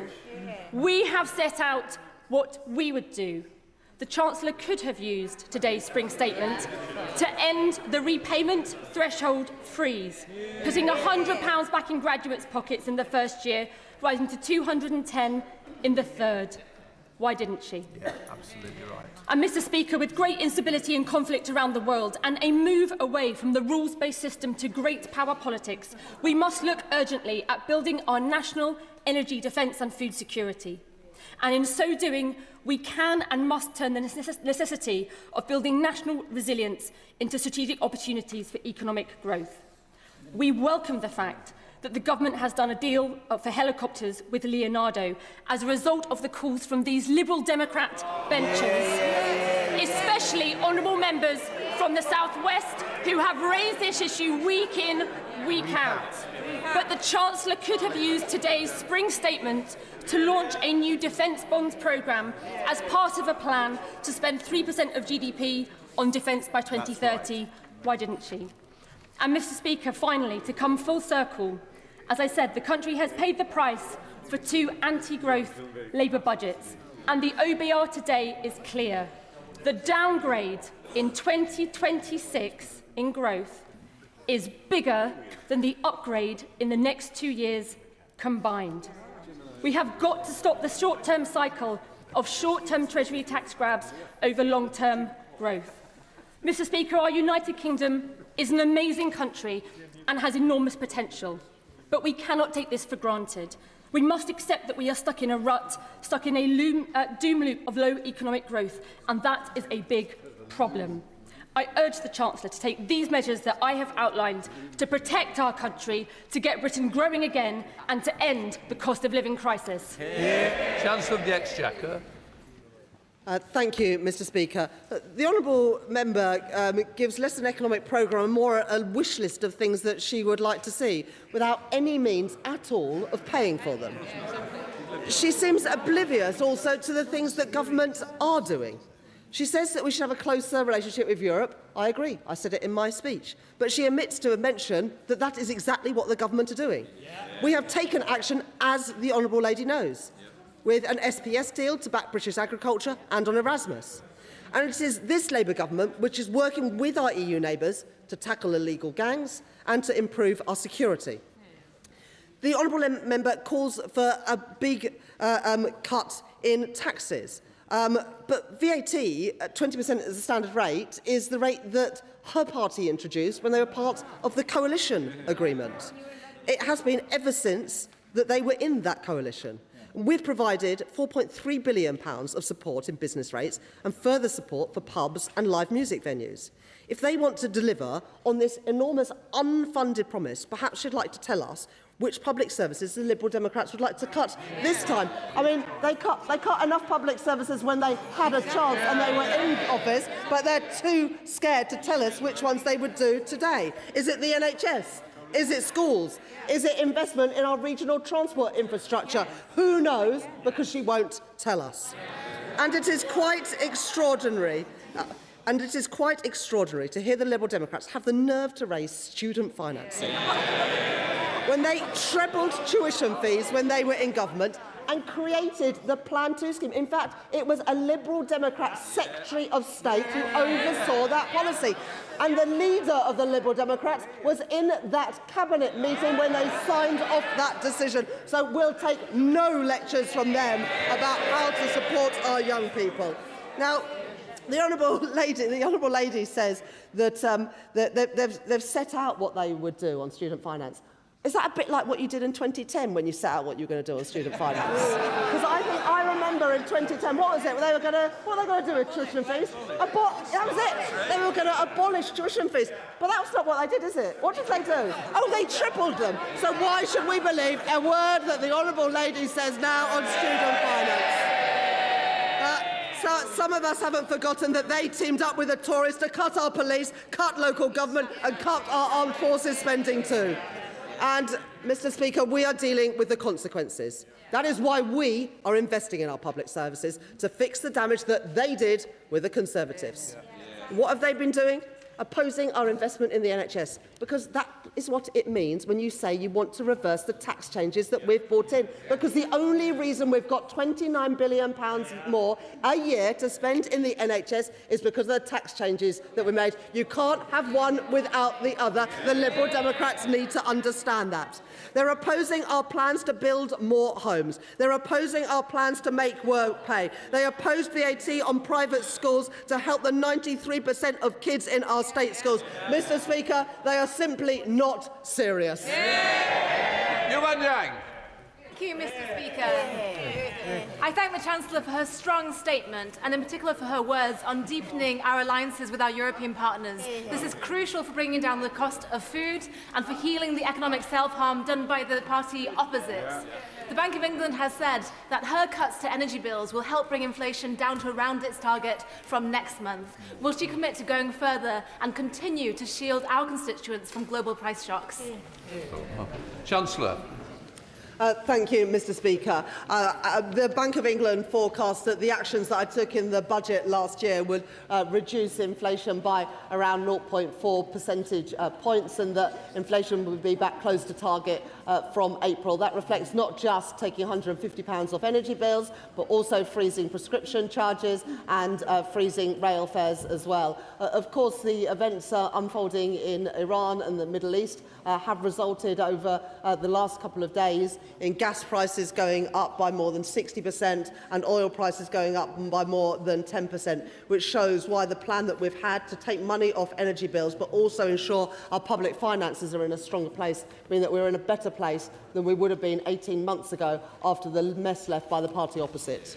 Sir Jeremy Hunt. Thank you, Mr Speaker. Given what the Chancellor has just said about gas prices going up nearly 50% in the last week, her budget promise to reduce household energy bills by £150 is going to ring hollow for many people. But if cost of living is the real concern, isn't the biggest mistake to increase taxes by £66 billion? That is the equivalent of nearly £2,300 per household. And if that money is needed for public services, nearly all of that, £54 billion in fact, could be got by reducing the welfare bill to 2019 levels. So is it sustainable to keep raising taxes on people in work in order to pay ever more benefits to people not in work? Chancellor of the Exchequer. Well, huge respect for the right honourable gentleman, but he left a massive black hole in the public finances. There hadn't been a spending review for years, and during that time, inflation had gone through the roof because the Conservatives lost control of the public finances, and so we had to find the money to properly fund our National Health Service. And it is a bit rich for the party opposite to say that we should bring welfare spending down when they presided over a huge increase in welfare spending. And on the burden of taxation, our choices ensured that it is those with the broadest shoulders that are paying higher taxes. We got rid of the non-dom tax status. We're introducing the higher value council tax, VAT on private school fees, the energy profits levy. We are ensuring that it is those with the broadest shoulders that pay the higher prices, rather than the increases in inflation and interest rates in the last Parliament, which hit working people. Liam Brown. Thank you, Mr. Speaker. The plan the Chancellor has just set out this afternoon shows that inflation is down, debt is down, bills are down, headroom is up, growth is up, and living standards up. I'd say that's testament to a plan for stability that's working. But that stability would be undermined if the Chancellor surrendered to the idea of £47 billion worth of unfunded tax cuts set out by the party opposite. So will she resist those calls, and as fiscal headroom opens up, will she look again at what can be done to drive down energy costs for small business and genuinely reform business rates, so that we are backing our wealth creators and not gambling with public finances like the party opposite? Chancellor of the Exchequer. I thank my right honourable friend for that question. We are backing the innovators with the reforms that we made in the budget last year to make it easier to list in London, easier to raise finance in the UK, and we have permanently changed business rates to have a lower multiplier on high street businesses and smaller businesses, particularly in the retail, hospitality and leisure sector. We did that by putting £4.3 billion into the system. All of that money would have been withdrawn by the party opposite. John Glenn. Thank you, Mr. Speaker. Undoubtedly, every government deals with different challenges, and I note that the Chancellor did not mention the challenge of COVID in the last period of government. And when I was in the Treasury, I did everything I could to support businesses with bounce-back loans, with support for our public services, and clearly that has significantly scarred the economy. But when the Chancellor last stood at the dispatch box, the economic and fiscal outlook said that growth this year will be 1.4%. It's now 1.1% and flat over the period. The big strategic choice that this Chancellor faces, as the world is different in her tenure in office, is will she grip welfare spending at a time of grave insecurity in the world? Because an open promise to raise defence spending sometime over a 5-year interval will not cut it for this country's best interest. Right. Chancellor of the Exchequer. The honourable gentleman mentions the work that the previous government did on COVID, and of course it was right to support people with furlough and bounce-back loans, but it wasn't right to hand money to friends and donors of the Conservative Party with COVID contracts, and we are getting the money back that they wasted. On welfare, I'll say it again, it is a little bit rich of the party opposite, especially when the Shadow Chancellor was previously the Work and Pension Secretary, to talk about welfare spending when they presided over a 113,000 increase in young people not in education, employment or training. We've already made reforms to universal credit to narrow the gap between the health element and the standard element. That will ensure that more people are out looking for work, and employment has increased since the start of last year. Jim McMahon. Thank you, Mr. Speaker. Fair day's pay for a fair day's work is a fundamental part of the British contract. But for many self-employed people and those on low wages, they are paying to work because HMRC have failed to update their mileage rates for now 15 years, in which case petrol, road tax and the rest has increased significantly. So can the Chancellor do what the Conservatives failed to do and ask HMRC to update their mileage rates so working people aren't paying to go to work? Chancellor. I'm very happy to arrange a meeting between my honourable friend and the responsible minister. I recognise that this is an issue, and one being raised with me by the trade union Unison, amongst others. This doesn't just affect self-employed people, it also affects people in work. All right. Sir Aldney. Thank you very much, Mr. Speaker. Unemployment in the 3 months to December reached 5.2%, the highest rate for nearly 5 years, and youth unemployment has hit a staggering 16%. Training, hiring, retaining a skilled workforce are issues affecting businesses of all kinds across the country. The 2024 budget added over £5 billion of employment costs onto retailers, almost half of which came from the changes to employer NICs, with the cost of employing a full-time worker in a retail job rising by 10% and by 13% for those working part-time. 1 in 5 people's first job is in retail. So what steps is the government taking to tackle these unaffordably high unemployment costs for these businesses that provide entry levels for young people into our job market?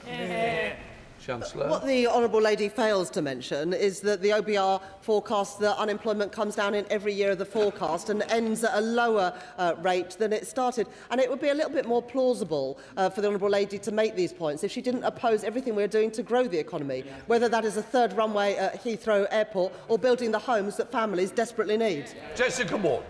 Thank you, Mr. Speaker. The rail fare freeze benefits constituents who saw rail fares rise by 60% since 2010. Also, the announcement of 2 new railway stations in Newport East recently is warmly welcomed. Can I encourage the Chancellor to continue to invest in Welsh transport infrastructure? Chancellor. I thank my honourable friend for that question, and constituents in her Newport constituency will benefit when they commute to work or to college or to meet friends in Cardiff, Swansea, Bristol and elsewhere. But in addition to that, we are also building new railway stations and investing in new transport infrastructure in Wales with the £450 million that we announced at the spending review last year. Dame Caroline Daly. Thank you very much, Mr. Speaker. The Chancellor's words on defence just simply do not reflect the reality at a time when the world has never felt more unstable. Every corner of our armed forces is currently being asked to find cuts. People in Gosport only have to look out of their window to see all our Type 45 destroyers are currently laid up in Portsmouth Harbour. And this is the first year since the 1980s that we haven't had a ship in the Gulf at a time when the Middle East is a tinderbox. The RFA is on its knees. Defence companies are being tied up with bureaucracy, dither and delay. She's mentioned a couple of contracts, but so many of them are bogged down with dither and delay from this government. She's gaslighting the British people. Quite right. This is a disaster. This is a disaster for our defence. It's a disaster for our armed forces. When is she going to face reality? I am the Chancellor that has overseen the biggest uplift in defence spending since the end of the Cold War. We are spending more on defence than the previous government was spending. And that is why yesterday I was able to announce a helicopter contract worth £1 billion. It's why last week a new frigate came from Rosyth. And it's why we've been able to invest in the Typhoon jets. So I won't take any lessons, frankly, from the party opposite when we are increasing defence spending and they oversaw a cut. Jane Kirkham. Thank you, Mr. Speaker. I welcome the changes to the Green Book to support investment in coastal and rural areas. Can the Chancellor confirm it will lead to infrastructure investment in transport, for example, in places like Cornwall, to support the investment being made in our industries, and particularly that £50 million into our critical minerals strategy? Chancellor of the Exchequer.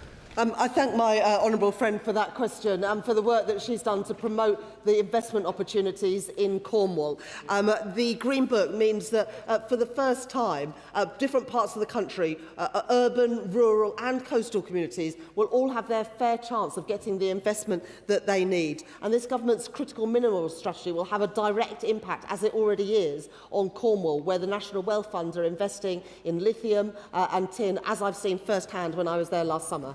Dave Dougal. Thank you, Mr. Speaker. A 40-minute self-aggrandising monologue saying how wonderful everything is in the economy. Does the Chancellor have any clue how her tone-deaf monologue will have landed in the real economy, where growth has been downgraded, where unemployment is soaring, and where the cost of energy has just spiked? Nothing in her statement about what she intends to do at a strategic level about when energy goes to the price it was during the height of the Ukraine crisis. Nothing in there. So will she, rather than read her pre-prepared SNP attack lines, will she guarantee that she will step in and protect bill payers if these prices endure? Mr. Speaker, we have taken action to reduce energy bills by £150 from next month. And as I said in my speech, because of the stability that we've returned to the economy, the cuts in interest rates, the cuts in inflation, in interest rates, and the cost of government borrowing means that despite the headwinds from the Middle East and Iran, we are in a strong position to be able to respond to that.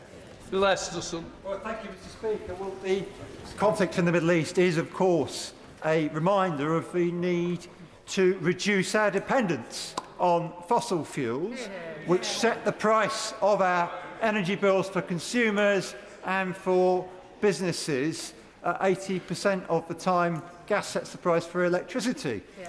So the £117 off bills which she announced in the budget is very, very welcome, of course, but will she recommit to giving that long-term stability in our energy prices, bringing bills down for the long term by supporting investment in the generation of renewables, of nuclear, of expanding the grid and of battery storage, which will help domestic and industrial consumers at the same time?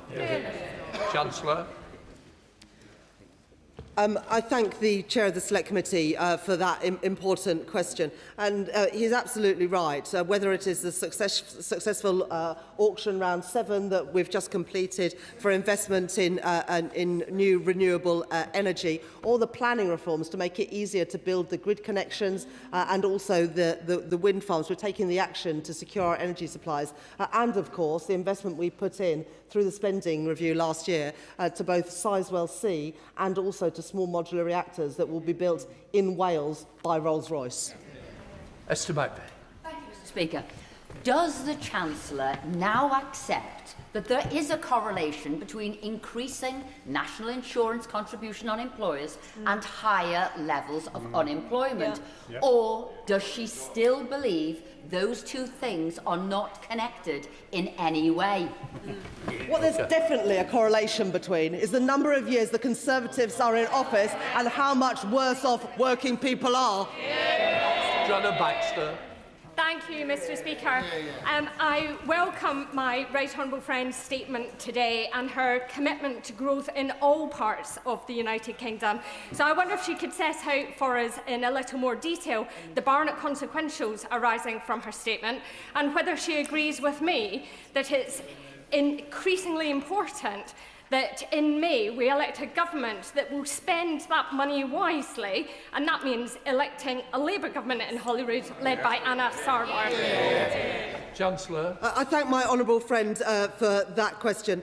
In the spending review last year, we set out a record settlement for the Scottish Government as well as for the Welsh Government and the Northern Ireland Executive. And I can tell the House and my honourable friend that today, because of the decisions we're making, I can announce an additional £900 million RDEL spending and £20 million CDEL spending over the spending review between 26-27 and 2028-29 for the Scottish Government. And like my honourable friend, I very much hope that it will be Anna Sarwar and a Labour government spending that money rather than the SNP wasting it and presiding over higher NHS waiting lists. Robert Jenrick. Thank you, Mr. Speaker. The Chancellor's like a rogue landlord who keeps squeezing the tenant with higher and higher rent. All the while, the property is going to rack and ruin. I don't know who she's speaking to, but she needs to get out and talk to hard-working people who are hard up right now. People worried about their bills and the lack of good jobs. Not the extremists that she cozies up to for votes. Now, the next scheme that the Chancellor has, to raise taxes on working people is to hike fuel duty at the pumps. Will she cancel it? Will she give some relief for care workers, for white van men, for hard-working people who get up early in the morning and drive to work, and who are the backbone of this economy? Chancellor of the Exchequer. May I be the first to congratulate the right honourable gentleman on his new role. I know it wasn't the first job he wanted, or indeed the second one, but a spirited intervention. I'm not sure if he shared this one with George Osborne. I could venture maybe one piece of advice. The thing about betraying your party is that you have to stop asking your old friends for advice.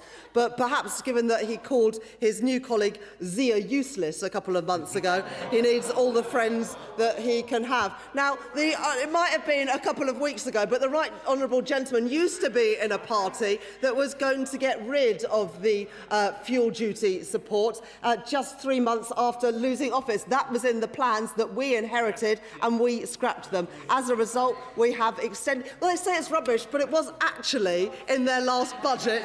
And party's budget and his party's manifesto. Abraham. Thank you, Mr. Speaker, and I welcome my right honourable friend, the Chancellor's statement, and absolutely agree that this year, this is when the British public will start to feel the difference of having a Labour government. But I wonder if my right honourable friend could just expand on what she's doing to ensure that all dimensions of inequality, income, wealth, power and health are tackled, and that these benefits are felt all across the country and in all communities. Chancellor Dexter. I thank my honourable friend for that question, and the OBR confirmed today, by the end of this Parliament, people will be £1,000 a year better off. That compares to a fall in living standards under the previous government. And in terms of my honourable friend's constituency in Oldham and Saddleworth, I know that she has Pride in Place funding to ensure that we are investing in those places that were forgotten and left behind under 14 years of Conservative governments. Yes. I hope the Chancellor will accept that I'm someone who's challenged successive governments over inadequate defence spending. Yeah. And if she does, will she also accept that it's not a wise idea to keep comparing current defence spending with the levels of defence spending, quotes, since the end of the Cold War? We're not in since the end of the Cold War now. We're in a hot war in Europe, and we're in an incendiary war in the Middle East. Does she know what percentage of GDP Mrs. Thatcher spent during the Cold War years of the 1980s? I'll give her a clue. It was twice what we spend now in terms of percentage GDP. Chancellor. The honourable gentleman stood on a manifesto a year and a half ago that had absolutely no explanation of how their party was going to increase defence spending. This government have increased defence spending, and so instead of criticising, I'm surprised he didn't welcome it. Thank you, Mr. Speaker, and I thank the Chancellor for outlining how we will finally turn the wheels on the 14 years of suffering that many constituents in my constituency and across the country have been feeling. Many people still complain about the cost of living, and they're impatient for that change. But hopefully, by what the Chancellor set out this afternoon, we'll start to see that turning. One of the issues I wanted to flag with the Chancellor is, rightly so, we are seeing a change in business rates. One of my constituents who owns a business, Chocolate Dino, highlighted that central London rateable values are still quite high, and the small business rates relief thresholds have remained static. This is having such a big impact on independent and small businesses. I just wanted to ask the Chancellor if she has any more additional areas where she can look into this so that we can see those businesses who are the backbone of UK PLC thriving. Chancellor. I thank my honourable friend for that question, and in her own Vauxhall constituency, thousands of children will be lifted out of poverty from next month because this Labour government has chosen to get rid of the two-child policy that was introduced by the party opposite and, of course, supported by their Tory Tribute Act friends over there. In terms of business rates, I'm sure that the Business Secretary or relevant minister would be happy to meet with my honourable friend, but the changes we've made does mean that there is a permanently lower multiplier for smaller businesses and high street businesses. Richard Port. Thank you, Mr. Speaker. There are many small and medium-sized enterprises that add value to our towns and villages, but I'm concerned about their survival. For example, the Community Waffle House in Axminster is a community interest company that is struggling under the pressure of last year's national insurance increases. Axminster Waffle boasts £3.9 million in public sector cost avoidance and value created judged by the DCMS Wellbeing Valuation for Reduced Loneliness. Will she consider VAT relief to take account of the public sector cost avoidance by the CIC and other hospitality businesses? Chancellor. This Labour government have permanently reduced the multiplier faced by small businesses and high street businesses, the business rate system that we inherited from the previous government. And the honourable gentleman mentions VAT. When Labour left office in 2010, VAT was 17.5%, and the Conservative government, with the help of the Liberal Democrats, increased it to 20%, and it's been there now for 25 years. If you want to cut taxes, you also have to explain which public services you're going to cut. We've increased spending by £29 billion on the health service. That was the right decision, but it was only possible because of the tax decisions we've made.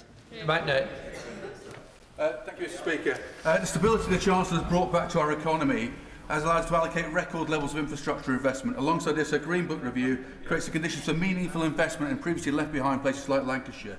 Yet, as the review highlights, places like Lancashire, which do not yet have a mayor, can also lack the capacity and capability to bring forward fully investable business cases. In recent months, myself, Lancashire colleagues and leaders of Lancashire Combined Authority have written to Government asking for interim capacity funding to develop fully investable proposals. The need is urgent, so would the Chancellor meet with me and colleagues to discuss how we can bring forward the game-changing growth projects that Lancashire needs? Chancellor. I thank my honourable friend for that question, and he's a strong advocate for his constituents in Rossendale and Darwin, and also was a big advocate for the reforms to the Green Book that we managed to bring in at the budget last year. And because of those changes, we will now look more favourably at investment opportunities in urban areas and in rural areas, in coastal communities, and in places that have been left behind. And be very keen to welcome any suggestions for specific investments in his constituency, either through the British Business Bank, UK Export Finance or the National Wealth Fund, all of which have had its budgets expanded under this Labour government. Thank you, Mr Speaker. The Chancellor stands there and says that living standards are up and the economy is growing, but people can see the reality in their everyday lives. Unemployment up month on month, energy bills higher than when they came to power, and the latest figures, in fact, show that per person our economy is shrinking. Yet she stands there and says she has the right economic plan for our country. Does she have any idea how that sounds to people out there who are working harder than ever with less and less left over at the end of every month? Chancellor. It's good to see the honourable member still on those benches. I thought that she was going to be joining her Tory Tribute Act friends over there with the MP for Newark. What the Office of Budget Responsibility document shows today is that people are going to be £1,000 better off by the end of this Parliament, whereas under the previous government, living standards actually fell, and GDP per capita by the end of this Parliament is set to be 5.6% higher, whereas under the previous Conservative government, GDP per capita fell. Toby Perkins. Very much indeed, Mr Speaker.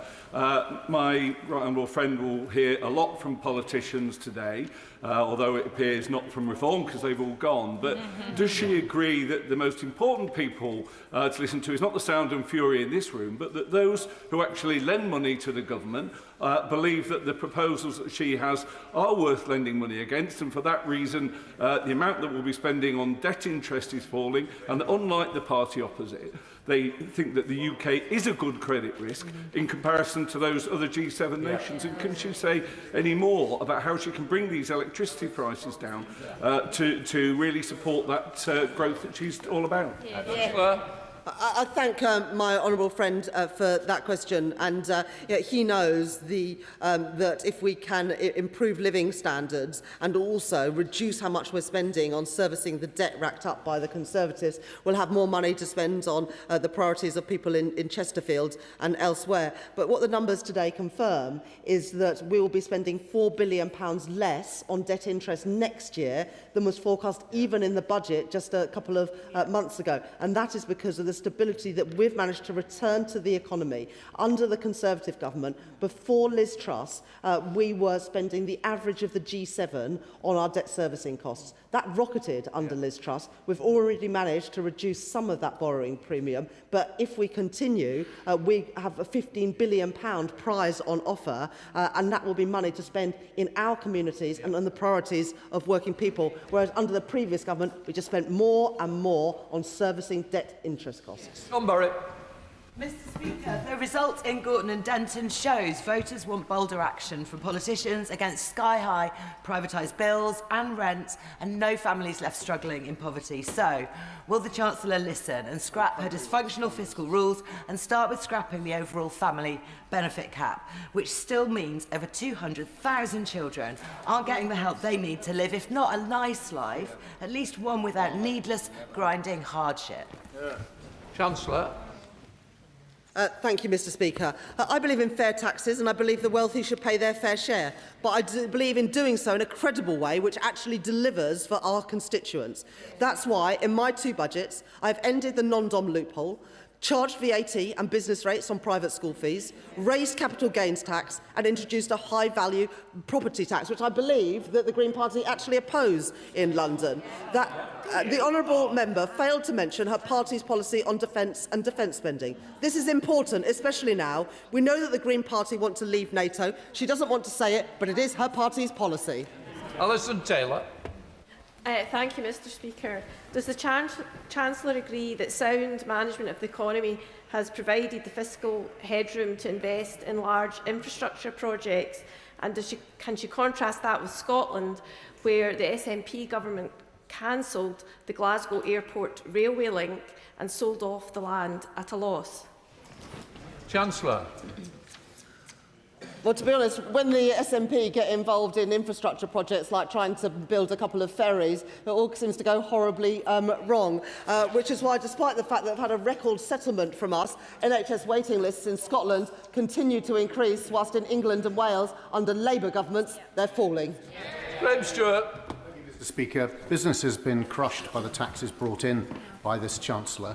And, of course, just a year ago, in a fairly gloomy forecast by the OBR then, they were suggesting 1.8% GDP growth, 1.8 over the forecast period. That has now been reduced to 1.5%. And if the central mission of this Chancellor and supposedly this government is economic growth, how can it be that she can stand there today and say it's working when on her central directive, the central mission, it's been marked by the OBR that she's going in exactly the wrong direction, making all our constituents poorer. Can she please explain that to the House? Chancellor. That is just completely wrong. What the OBR say today is that people will be £1,000 a year better off by the end of the forecast period, that GDP per capita will increase by 5.6% after having fallen under the previous government, and growth, productivity growth was revised down, yes, at the budget because of the policies of the previous government. It has not been revised today. Roger Wright. Thank you, Mr Speaker. I was a young person whilst the Tories were in power, and the reality is they locked my generation out of home ownership, and living standards were worse than our parents, and public services that we relied on growing up were cut because of decisions made by their government. And I remembered a mini-budget that meant that I saw interest rates on my student loan rise. A student loan that is so high because of the plan that they introduced under the coalition government and because they changed maintenance loans to maintenance grants to loans. So does my right honourable friend agree that it's only the Labour Party that can change this country for young people, and they finally have a government that will match their ambition? Chancellor. I thank my honourable friend for that question. And when I was visiting Kettering with my honourable friend recently, it was just ahead of the investment, the capital investment in a new SEND provision in her constituency, so that more young people, some of the most vulnerable, can be educated locally in Kettering with better outcomes for them.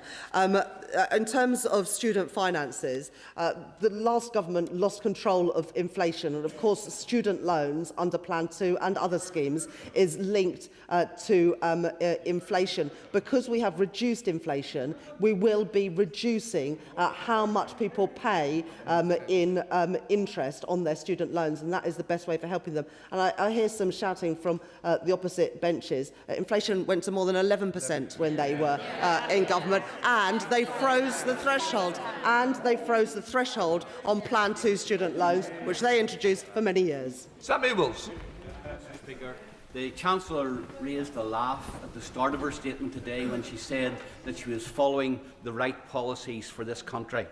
Policies which have resulted in lowered economic growth, higher unemployment, people staggering under an increased tax burden, and businesses being damaged by employment taxes. And yet she has shown no change. Why has she not addressed the issues of lowering the cost of employing people, of reducing the tax burden on hard-working people to help them with the cost of living crisis, and of reducing energy prices which have been driven up by the net zero policies followed by this government? Does she realise that people will be angered and amazed at her complacency today? Well, Madam Deputy Speaker, GDP per capita, which is what matters in people's everyday lives, has been revised up 5.6% over the course of this Parliament. Unemployment is set to fall in every year and end the Parliament at a lower rate than it started. We're taking £150 off energy bills from next month. And in the spending review last year, we announced a record settlement for the Northern Ireland Executive, and I can confirm today that that settlement increases further by £380 million over 3 years for Ardell spending and £10 million for capital spending, money that you can spend on the priorities of the people in Northern Ireland. Catherine West. Thank you very much, Madam Deputy Speaker. And could I commend the Chancellor for her laser-like focus on young people, including apprenticeship starts and also maintenance grants.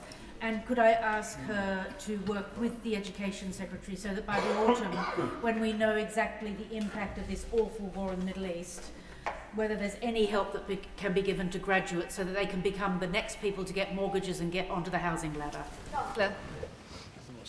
I thank my honourable friend for that question, and the £800 million that we're spending on the youth guarantee, the increase in money we're spending on further education and apprenticeships will all benefit young people, including the 60% of young people who never go to university. But we are also reintroducing maintenance grants for the poorest students to help them.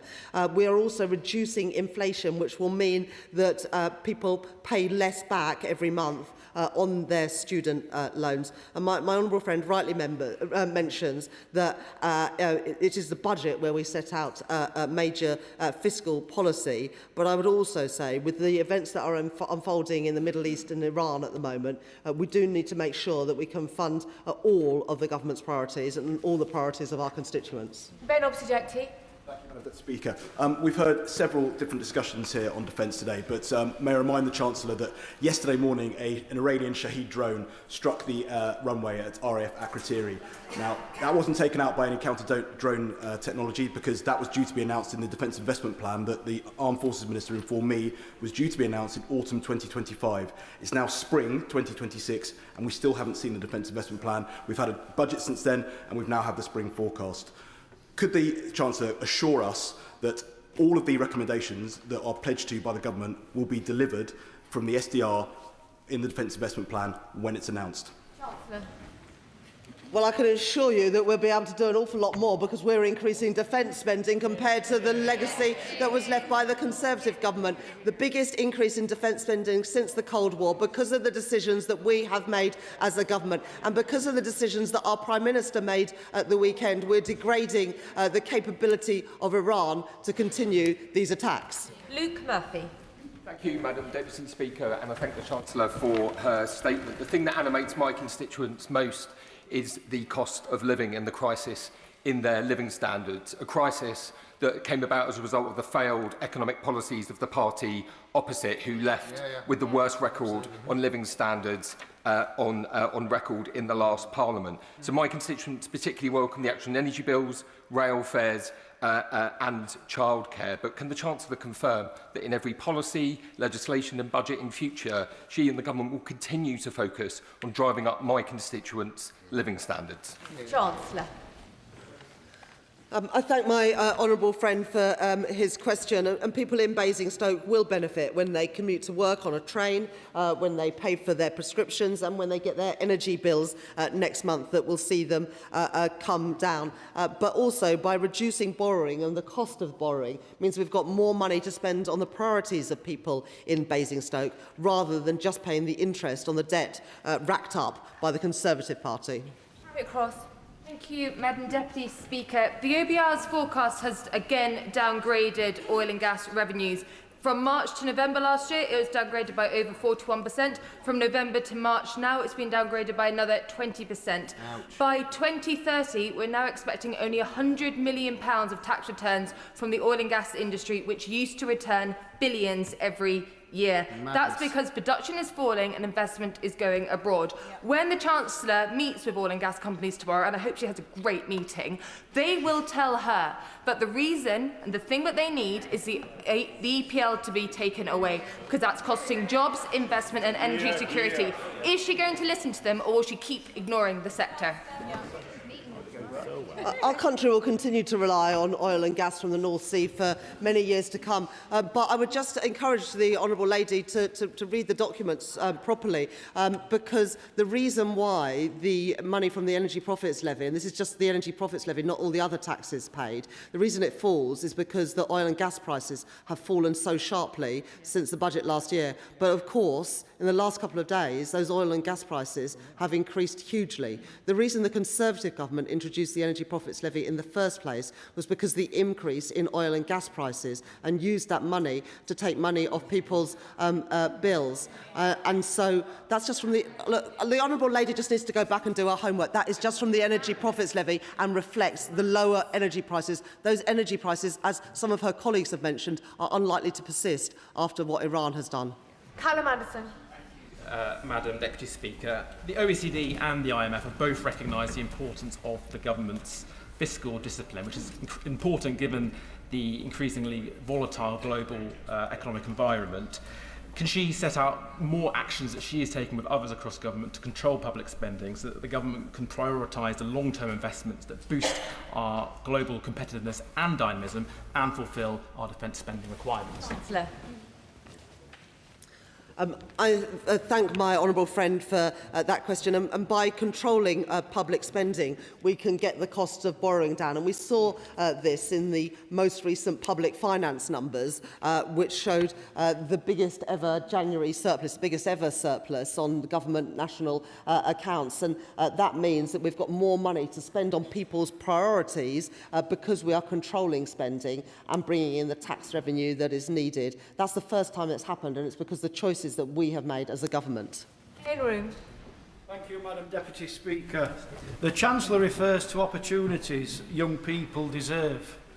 However, hundreds of college students in my constituency of North Devon have spent days and weeks unable to travel to college due to flooding and rail closures. Can the government confirm that it will invest in their life chances by doing more to upgrading our transport infrastructure, especially our rural railway lines, such as the Tarka line in North Devon, because it's not working at present? I'm very happy to ask the Secretary of State for Transport or one of her ministers to meet with the honourable gentleman to talk about the specific issues in his constituency. We are committed as a government, as he knows, to increase capital investment by £120 billion over the course of this Parliament, because we know how important that infrastructure is, whether it's energy infrastructure to get down energy bills, rail infrastructure to get people to work, or digital infrastructure to make the most of the AI revolution. Damien Griffith. Indeed, Madam Deputy Speaker. Well, I recognise the wisdom of increasing budget headroom, and I very much welcome the record budget settlement the Chancellor has given to Welsh Government so that they can fund and improve public services. But to fund this, can she explain how she is ensuring that those with the most wealth pay their fair share so that our Welsh Labour aspiration of fairness you can feel becomes a reality for my constituents in Llanelli? Councillor.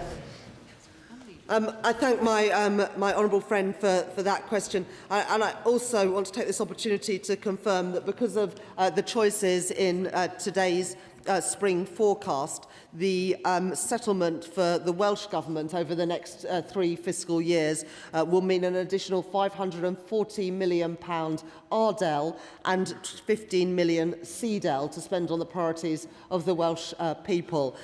Specifically on ensuring that the wealthiest pay their fair share, that's something that is very important to me and to this government, which is why we've introduced VAT and business rates on private schools, why we've got rid of the non-dom tax status and are introducing a high-value council tax to ensure that it is those with the broadest shoulders who pay their fair share, and as a result we need to ask less from ordinary working people. Ben Lake. Small businesses form a critical role of the economy of places such as Ceredigion and Preseli, and as the Chancellor will know, increased energy costs has been a real pressure on the ability of small businesses to operate in recent years. And so can I ask the Chancellor, in light of the events of the weekend and the crisis in the Middle East, what consideration is the government giving to additional support to help small businesses meet the rising energy costs? We are only a couple of days into this conflict, and it is important to see where things go in the next few days. And as I said in my statement, I'm in regular contact with international counterparts right across the world, including in the Middle East, with the Governor of the Bank of England and with sectors, both maritime and oil and gas, who are most affected by what is happening now. But I think you can see by the actions of this government, whether it is taking £150 off domestic energy bills or the extension of the supercharger, which comes in next month to help energy-intensive industries with their energy costs, that we're determined to help people. But in addition, as I just said to my honourable friend from Llanelli, the spring forecast today includes an additional £540 million of RDEL spending and £15 million of CDEL spending so that the Welsh Government can spend on the priorities of the Welsh people. Karen Moon. Whereas, Madam Deputy Speaker, through the National Wealth Fund and the Kerno Industrial Growth Fund, this Labour government has invested over £100 million into Cornish critical minerals and renewables, which in turn has unlocked vast sums of private sector investment. Does the Chancellor agree with me that it's precisely because of this government's careful nurturing of the UK economy that means that she can help unleash the Cornish Celtic tiger, and while opposition parties scurry around the TV studios trying to run down the UK economy, she's just getting on with the job of fixing the mess that they created? Chancellor.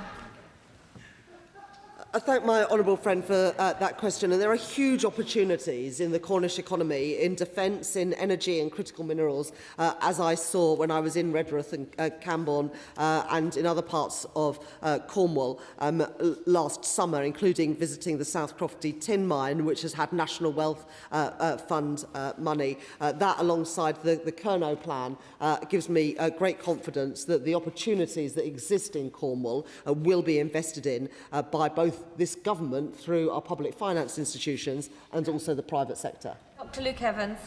Thank you, Madam Deputy Speaker. And I want to raise the issue of the freezing of thresholds and the effect on state pension, because when the Chancellor did it in the budget, she told Martin Lewis that some people will be pulled into paying tax and won't have to pay small amounts of tax and won't have to do a tax return. Well, the updated forecast now says this year 600,000 pensioners will be brought into paying tax and going to 1 million by the end of this Parliament. So could she set out what the definition is of small amounts of tax and what the mechanism is she will use to make sure they don't have to do a tax return?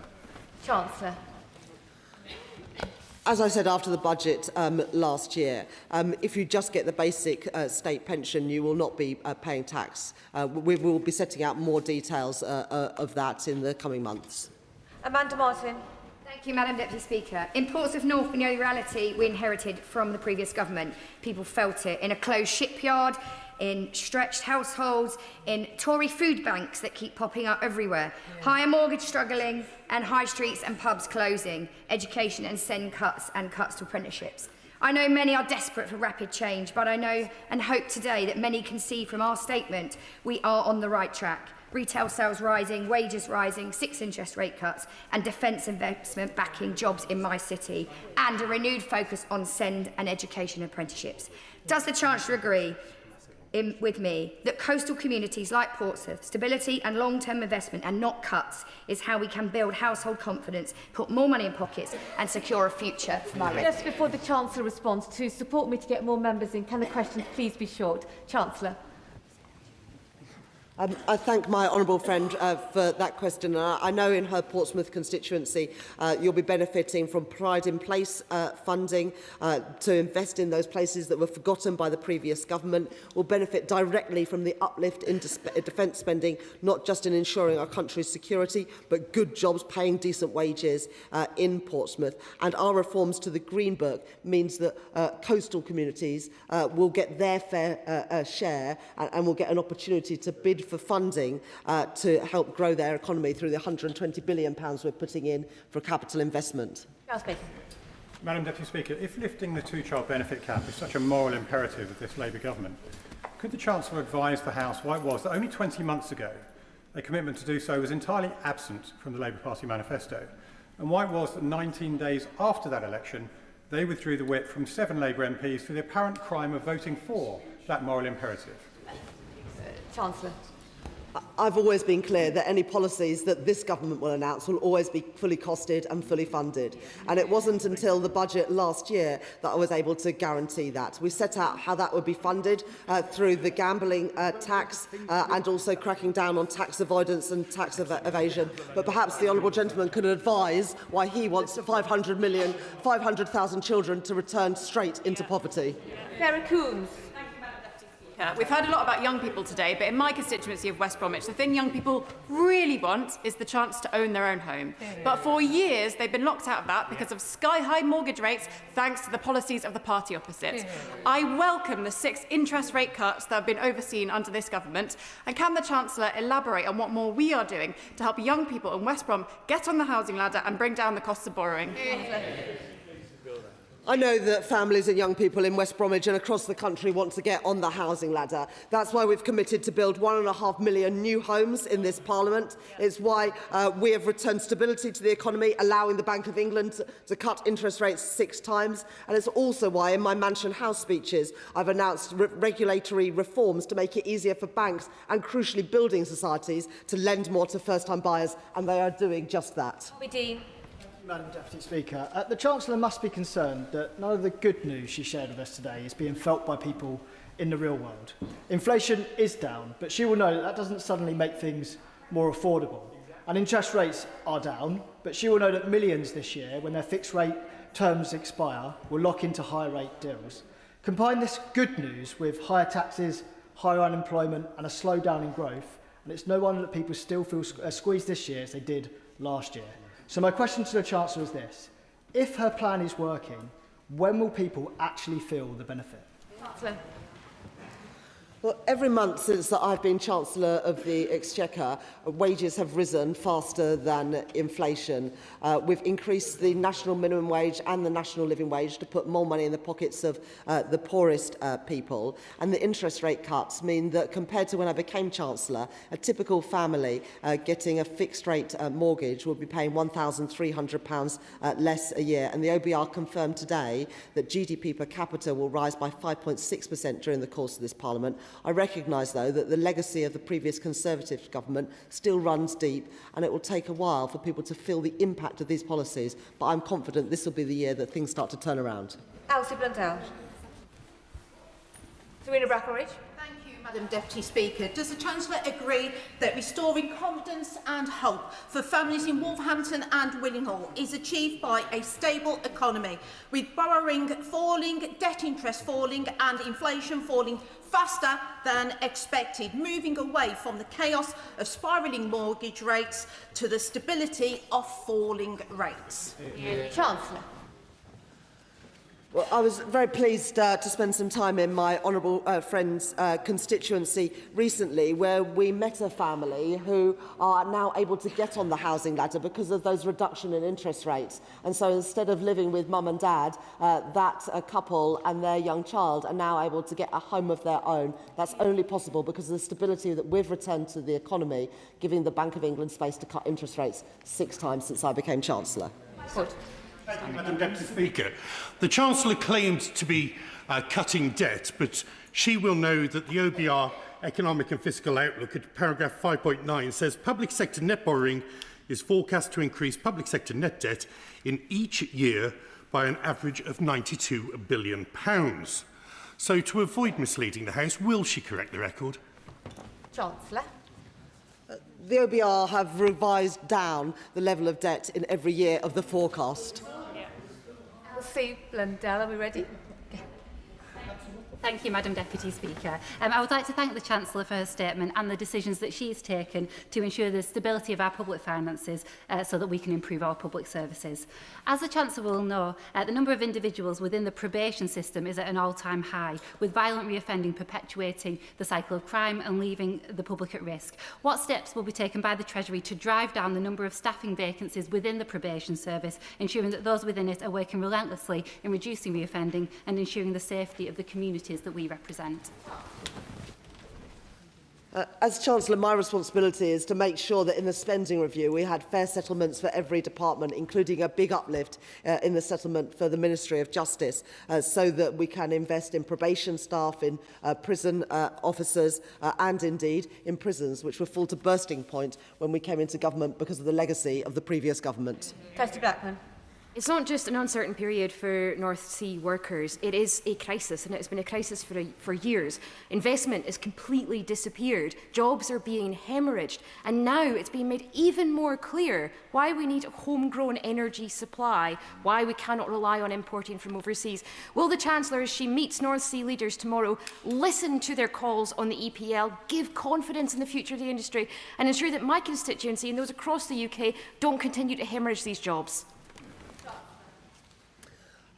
I thank the honourable lady for that question, and I'm meeting the North Sea oil and gas sector tomorrow because of the huge volatility that we are seeing in oil and gas prices at the moment. Since the budget, the OBR forecasts show a sharp fall in oil and gas prices, but of course we've seen some of that reversed in the last few days. That, if it continues, will put pressure on the bills that all of our constituents pay, and it is important that we get the right balance between taxing profits and also making sure that our constituents can pay to fill up their car and also pay their gas and electricity bills. Geldard. Madam Deputy Speaker, and I warmly welcome that the UK will now, thanks to these Labour choices, spend £3 billion less per year on debt interest by 2030. My constituents in South East Cornwall need to feel this in their daily lives, so will the Chancellor further outline how this unlocks the ability to tackle living standards rather than spending to service debt, and how this might support local infrastructure? We're currently spending £100 billion a year on interest payments on government debt. That's not reducing the government debt, it is just the interest on government debt, and that's 1 in every £10 of what government spends. I think there's better ways to spend that money, which is why I'm determined both to start bringing down the debt, but also, crucially, to reduce the interest payment on that debt. And the OBR confirmed today that next year we're going to spend £4 billion less on interest on government debt because of the decisions we've made to return stability and give confidence to investors. Andrew Morrison. The statement began really well by outlining the desperate international situation and by praising our armed forces. But does the Chancellor agree that her remarks would have been all the more credible if she had announced that the dither and delay that has plagued defence spending over the past 18 months was brought to an end, and that she had set a date for the publication of the much-delayed Defence Investment Plan? I think it's a little bit rich for the Conservatives to talk about dither and delay when it comes to defence spending. They had 14 years and defence spending fell as a share of GDP. We are increasing it, the biggest uplift in defence spending since the end of the Cold War, and that is the right decision in light of the challenges it faced. But frankly, if the Conservative government had made those choices sooner, we might not be in such a position today. John Grady. Thank you, Madam Deputy Speaker. I welcome the Chancellor's commitment to reducing government debt and the 95,000 children in Scotland being lifted out of poverty, and the revival of Glasgow's military shipyards, where we will build Labour boats, unlike S&P boats, which will work and have real windows. But would the Chancellor of the Exchequer agree with me that despite over £11 billion extra for the Scottish Government, it is an absolute disgrace for NHS waiting lists in Scotland are at a record level and standards in schools are falling? I thank my honourable friend for that question. 95,000 children in Scotland will be lifted out of poverty, and today we've been able to announce a further uplift in the budget available for the Scottish Government. I think we can only hope that it's a Labour government, not an SNP one, that has the chance to spend that money. Otherwise, I fear more increases in NHS waiting lists, worse results for kids at schools, because that is the SNP legacy. Lockhart. Madam Deputy Speaker, the Chancellor calls this the right plan, but for who? For farmers being taxed to death, waspy women who are still waiting for justice, for small businesses and hospitality firms barely surviving, for hard-working childminders who are set to lose their 10% tax allowance. With energy price rising excessively because of the escalating conflict involving Iran, families and businesses are already worrying about heating their home or filling their cars. They've heard absolutely no hope, nothing today. What they see is soaring public spend on housing and support for asylum seekers, unachievable and expensive net zero spend, while their own bills are rising. When will this government put hard-working British families first? Well, it was a Northern Ireland executive who came to us asking for additional money this year to fund their priorities, which we have given, and also in today's settlement an extra £380 million in day-to-day spending and £10 million in capital spending for the Northern Ireland government to invest. If the Honourable Lady doesn't want that money, I'm sure other parts of the country would. Catherine Atkinson. Thank you, Madam Deputy Speaker. Derby will be the home of Great British Railways, which, with rail continuing its journey back into public ownership, will be focused on serving passengers rather than profit. Under the previous government, rail fares rose by 60% between 2010 and 2024, and now, with Labour, they are frozen. Does the Chancellor agree with me that bold measures like this to tackle travel costs will help bring down the cost of living? I was really pleased in the budget last year to announce the plan for Derby alongside my honourable friend and her neighbouring MP in Derby, as well as the Mayor of the East Midlands. Derby will benefit from hosting Great British Rail in the way that we will all benefit from better train services under Great British Rail, and Rolls-Royce will benefit from higher defence spending and higher energy spending, including on small modular reactors, bringing more good jobs, paying decent wages to Derby. Thank you, Madam Deputy Speaker. Blairite policies told 50% of my generation to go to university. And looking back at the conversations, rarely did anyone ever talk about who would pay for these students to go to university, and then how the jobs market would then take on this amount of graduates. Now, it's clear that the student finance system doesn't work at the moment. And the goalposts keep shifting with government policies. I think there is a cross-party view that something does need to be done about this. So does the Chancellor view this as a serious issue, and what does she plan to do about it?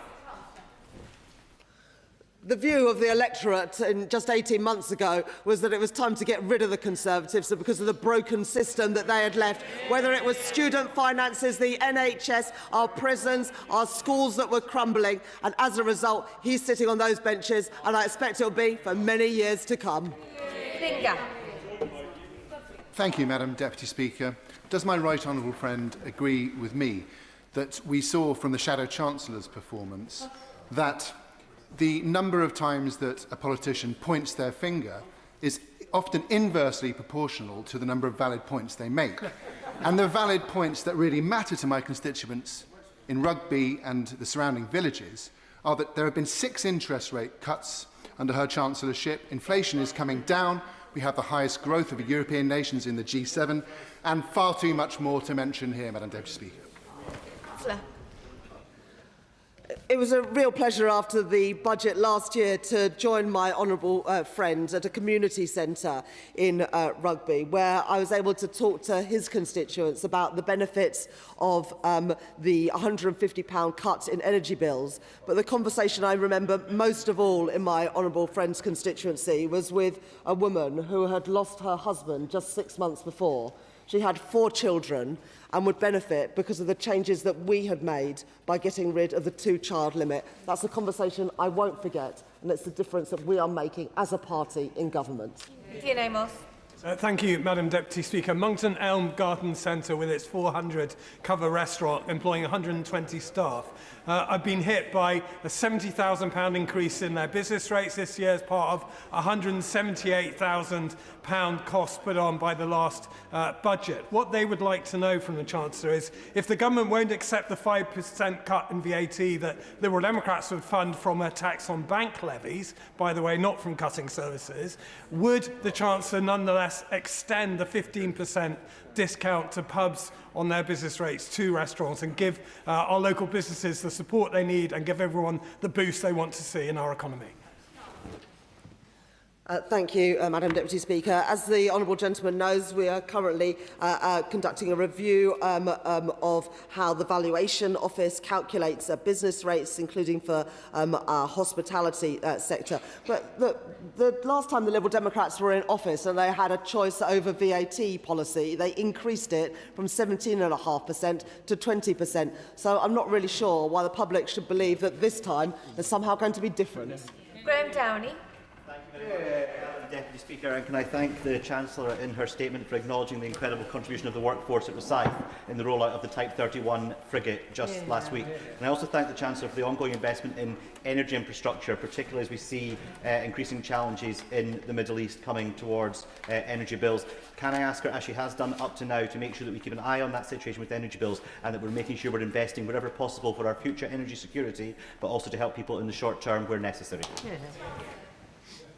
It was a real honour for me to be able to visit my honourable friend's constituency and see the Type 31 frigates being built there. This government is investing in defence and also investing in the skills of our young people so that they can get the jobs in these expanding sectors, unlike the SNP government in Scotland, who aren't investing in our young people. And as a result, too many defence companies are having to bring in labour from abroad because of the SNP's dislike of defence spending.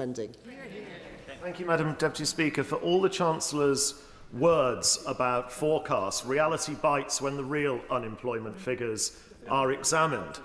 5.2% today, the highest point since the pandemic, and youth unemployment at a considerable high. So instead of relying on forecasts that are never, ever right, how many more people need to lose their job and how many more young people need to go without one before the Chancellor accepts it's her policies that aren't working? Well, the previous government presided over a 113,000 increase in young people not in education, employment or training, and the number of youth apprenticeships was cut by 40%. So why does the honourable gentleman think that unemployment amongst young people is a challenge? Because of the decisions that the previous government made. That is why we are putting over £800 million into a youth guarantee. It's why we're putting more money into further education that his government failed to do, and it's why we're expanding the number of youth apprenticeships. We recognise there's a challenge. The difference between our party and his party is that we're doing something about it, and they never did. Thank you very much, Madam Deputy Speaker, and I thank the Chancellor for her statement and welcome the OBR forecast that unemployment will reduce to 4.1% by the end of the Parliament.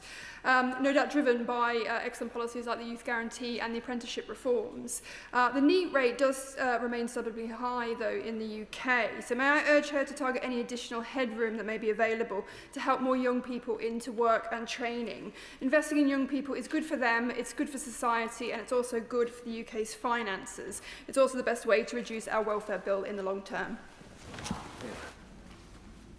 Well, this government is investing in young people, whether it is ending the two-child limit, investing in further education that was neglected by the previous government, increasing the number of young people who can go on to study apprenticeships, or indeed the youth guarantee worth more than £800 million. But as I said in my statement today, we do want to do more to tackle the legacy that was we inherited from the previous Conservative government, to ensure that more young people get the opportunity of work, training or a college place. Thank you, Madam Deputy Speaker. Given what's happening in the Middle East at the moment, there's a concern that petrol and diesel prices will spiral up. If that happens, so too will taxation revenue on fuel. Can she commit today to keep taxation revenue at its current level, thereby reducing tax on fuel to help ease any future cost of pressure?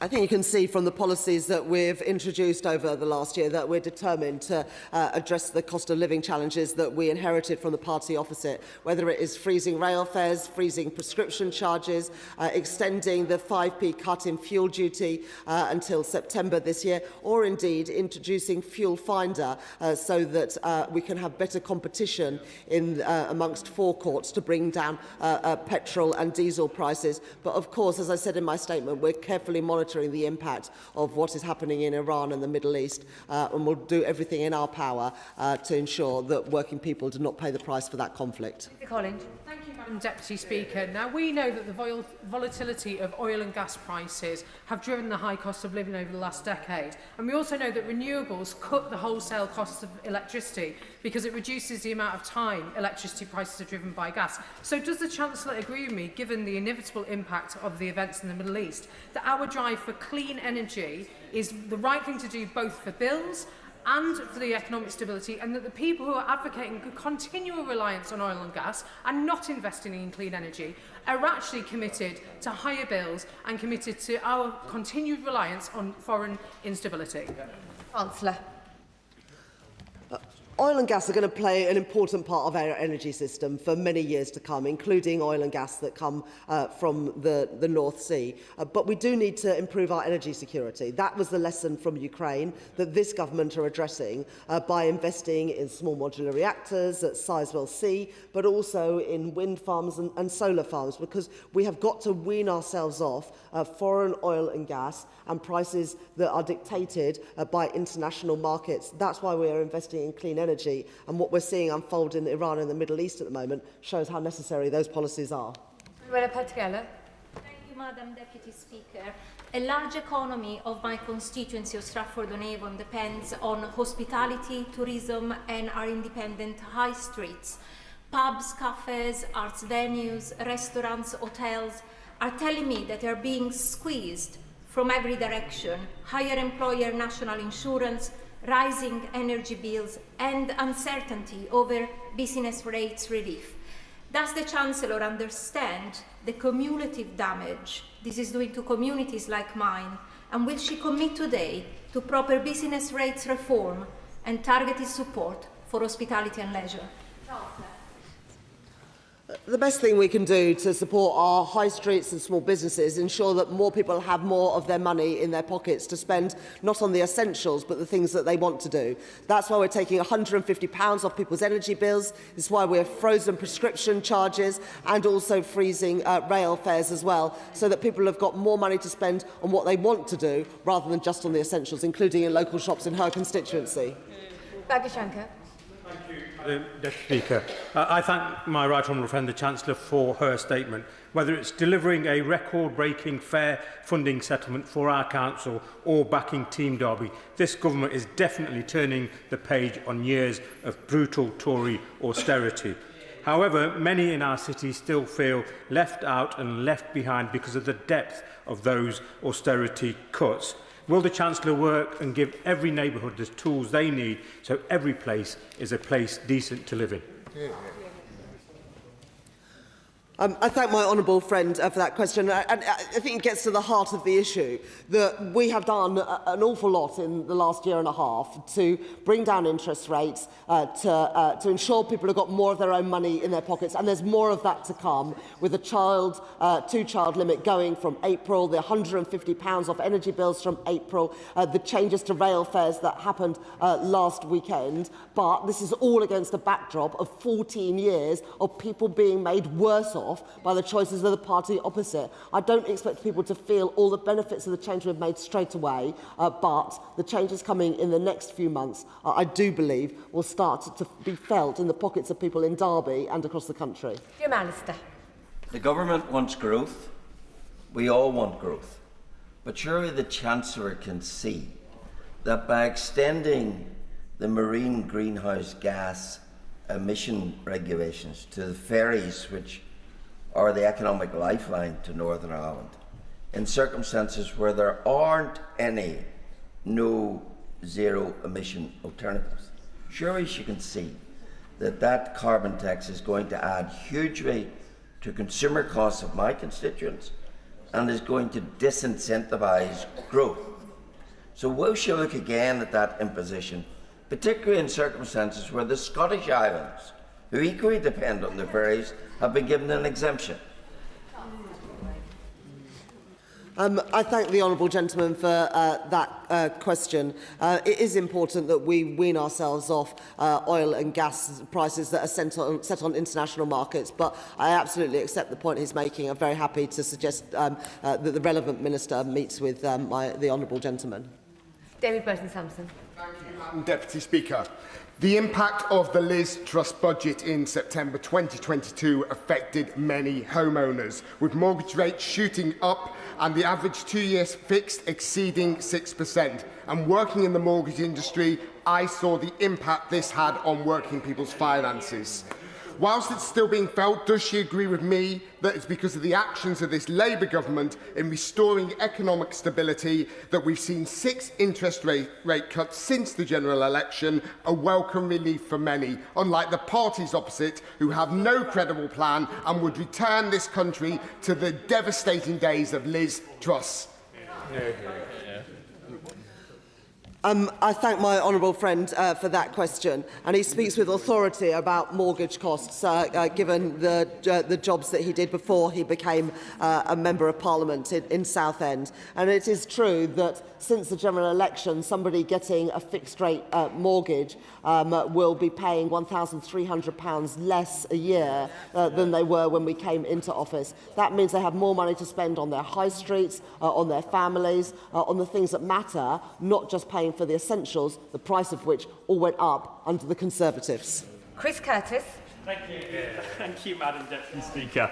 Economic policies introduced by the previous government piled more and more pressure onto my generation, adding to intergenerational unfairness. And nowhere is that more clear than with Plan 2 student loans. To declare my interest, I still owe more than £40,000. Now, the policy proposed by the party opposite won't do anything to alleviate cost of living pressures on young people now.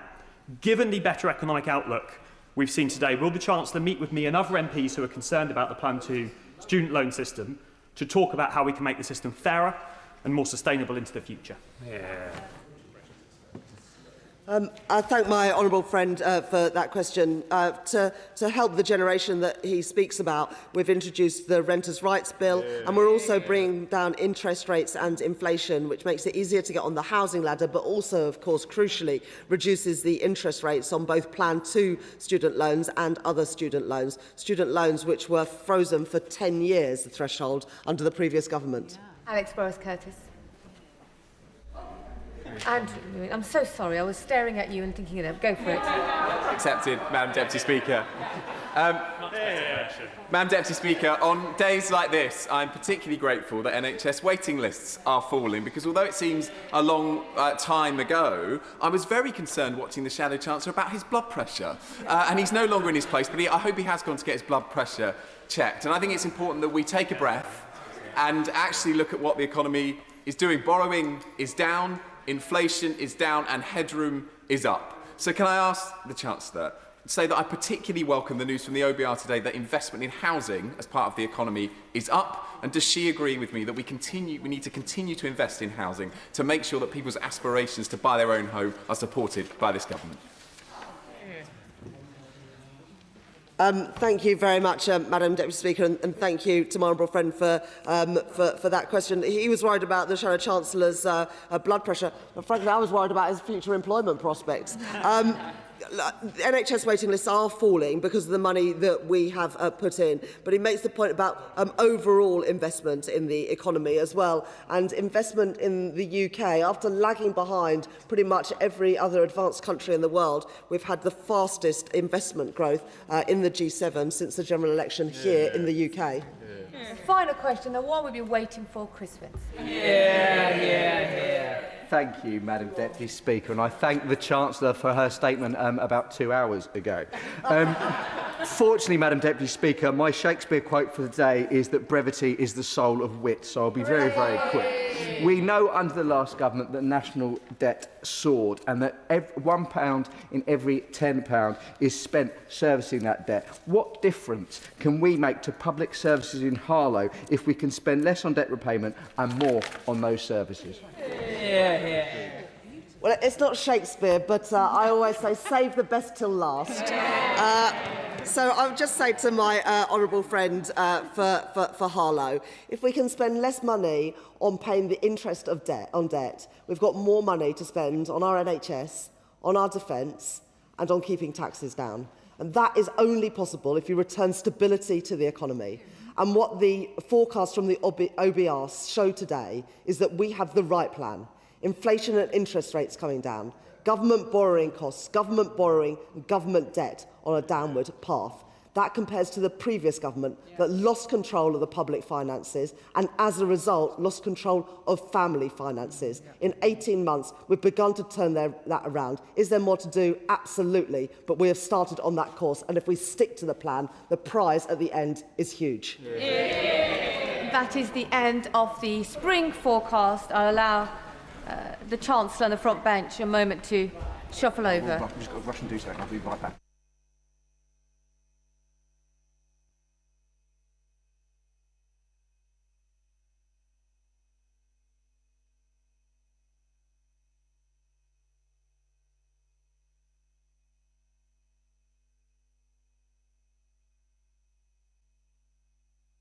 Benches are ready.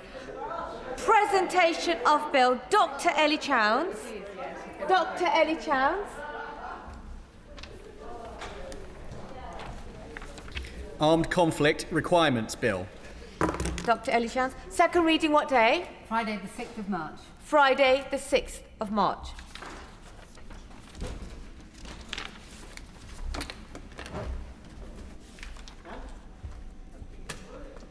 We now go on to the 10-minute rule motion on geotechnical data. Mike Reader. Thank you, Madam Deputy Speaker. I beg to move that leave be given to bring in a bill to make provision about the collection of, setting of standards relating to and secure sharing of geotechnical data derived from ground and site investigations, to require the integration of such data into the National Underground Asset Register, to confer duties on statutory undertakers and public authorities in connection with such data and for connected purposes.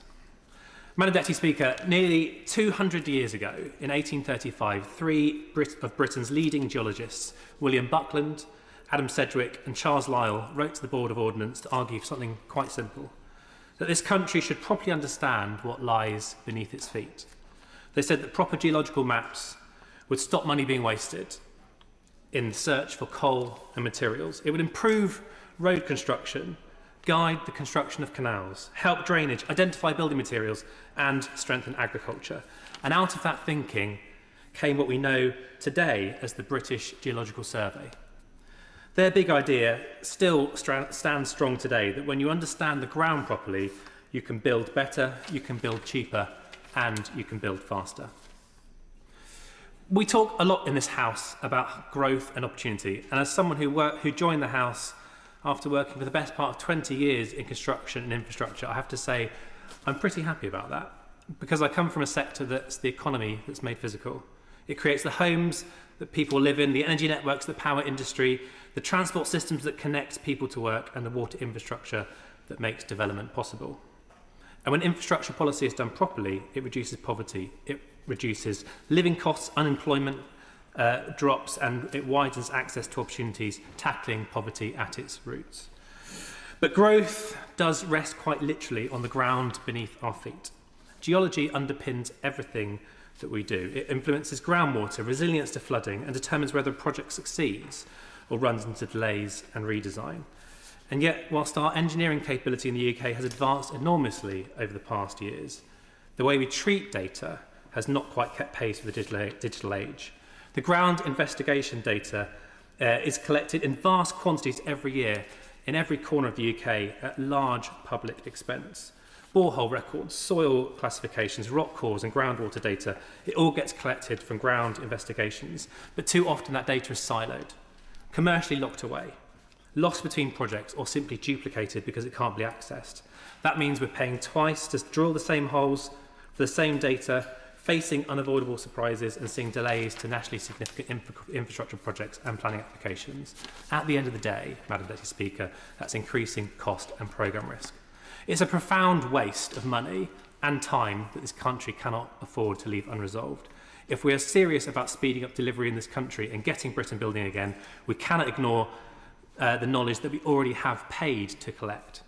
Now, the government has recognised this in part and is rightly investing in the National Underground Asset Register to map 4 million kilometres of pipes and cables beneath British streets. But the register currently focuses on the assets that we put into the ground, not the factual data around the ground itself.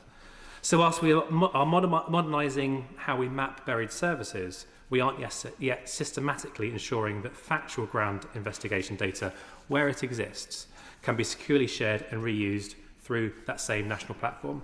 And Madam Deputy Speaker, that's what this bill seeks to address. The bill is not a radical rewrite, but rather a focused, proportionate and extension of existing plans. It will bring factual ground investigation data and underground asset data into one place and build on the UK industry's initiative on format to allow data to be readily inputted and accessed digitally.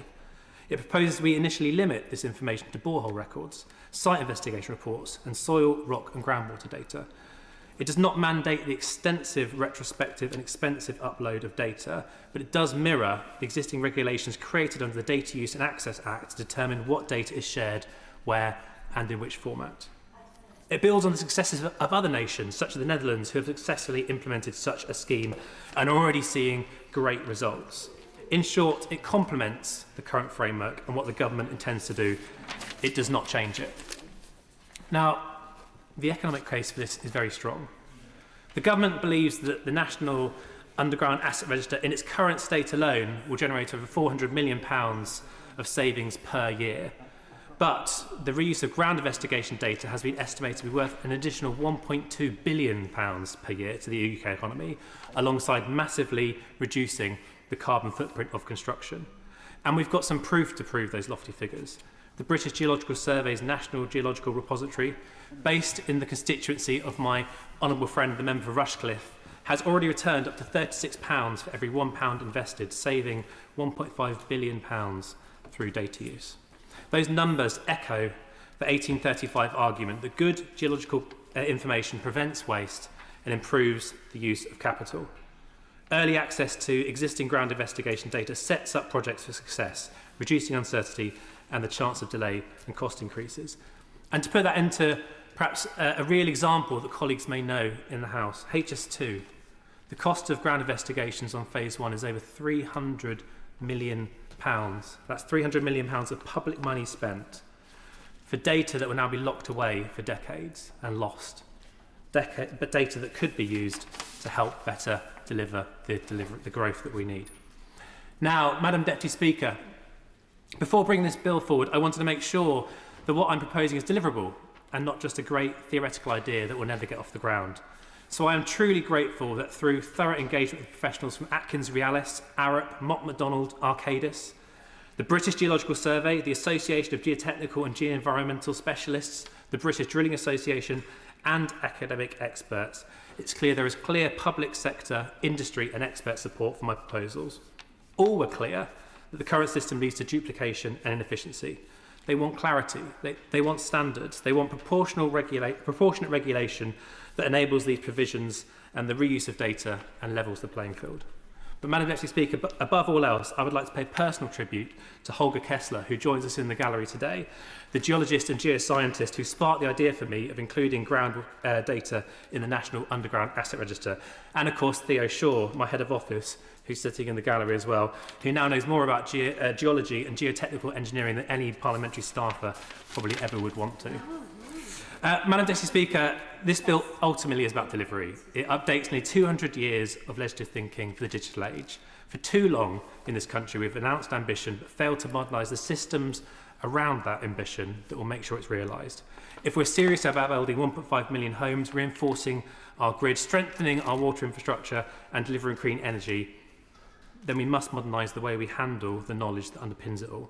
This bill closes a structural gap, strengthens an existing reform, and supports growth. Nearly 200 years ago, Parliament supported the creation of a national geological capability because it understood that better ground data leads to better outcomes. This bill leads on that legacy. The United Kingdom, which led the world in establishing the British Geological Survey, should not fall behind. If we are to understand the ground properly, we can build better and we can build more. And when we do that right, we expand opportunity and tackle poverty. That's Labour policy in action. I commend this bill to the House. The question is that the honourable member have leave to bring in the bill. As many as that opinion say aye. Of the contrary, no.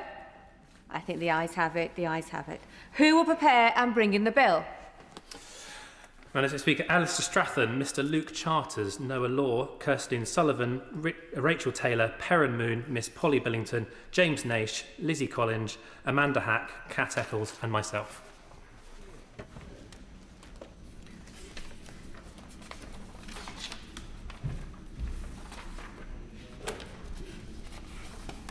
Mike Reader.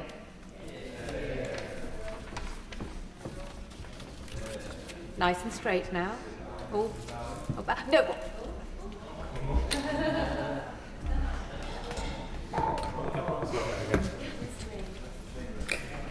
Geotechnical data bill.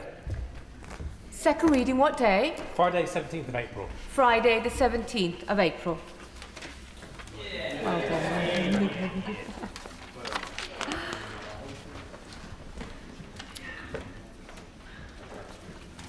Programme motion to be moved formally. I beg to move. The question is as on the order paper. As many that opinion say aye. Of the contrary, no. The ayes have it. The ayes have it. The clerk will now proceed to read the orders of the day. Sustainable Aviation Fuel Bill. Consideration of Lord's amendments. I beg to move.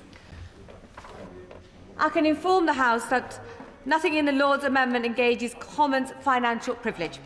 We will begin with the Government motion to agree with Lord's Amendment 1, with which it will be convenient to consider all other Lord's amendments as on the selection paper. I call the Minister to move the motion. Thank you very much indeed, Madam Deputy Speaker. I beg to move that this House agrees with Lord's Amendment 1, and I will speak to Lord's Amendments 1 to 6. I am pleased that the Sustainable Aviation Fuel Bill has returned to this House with only a small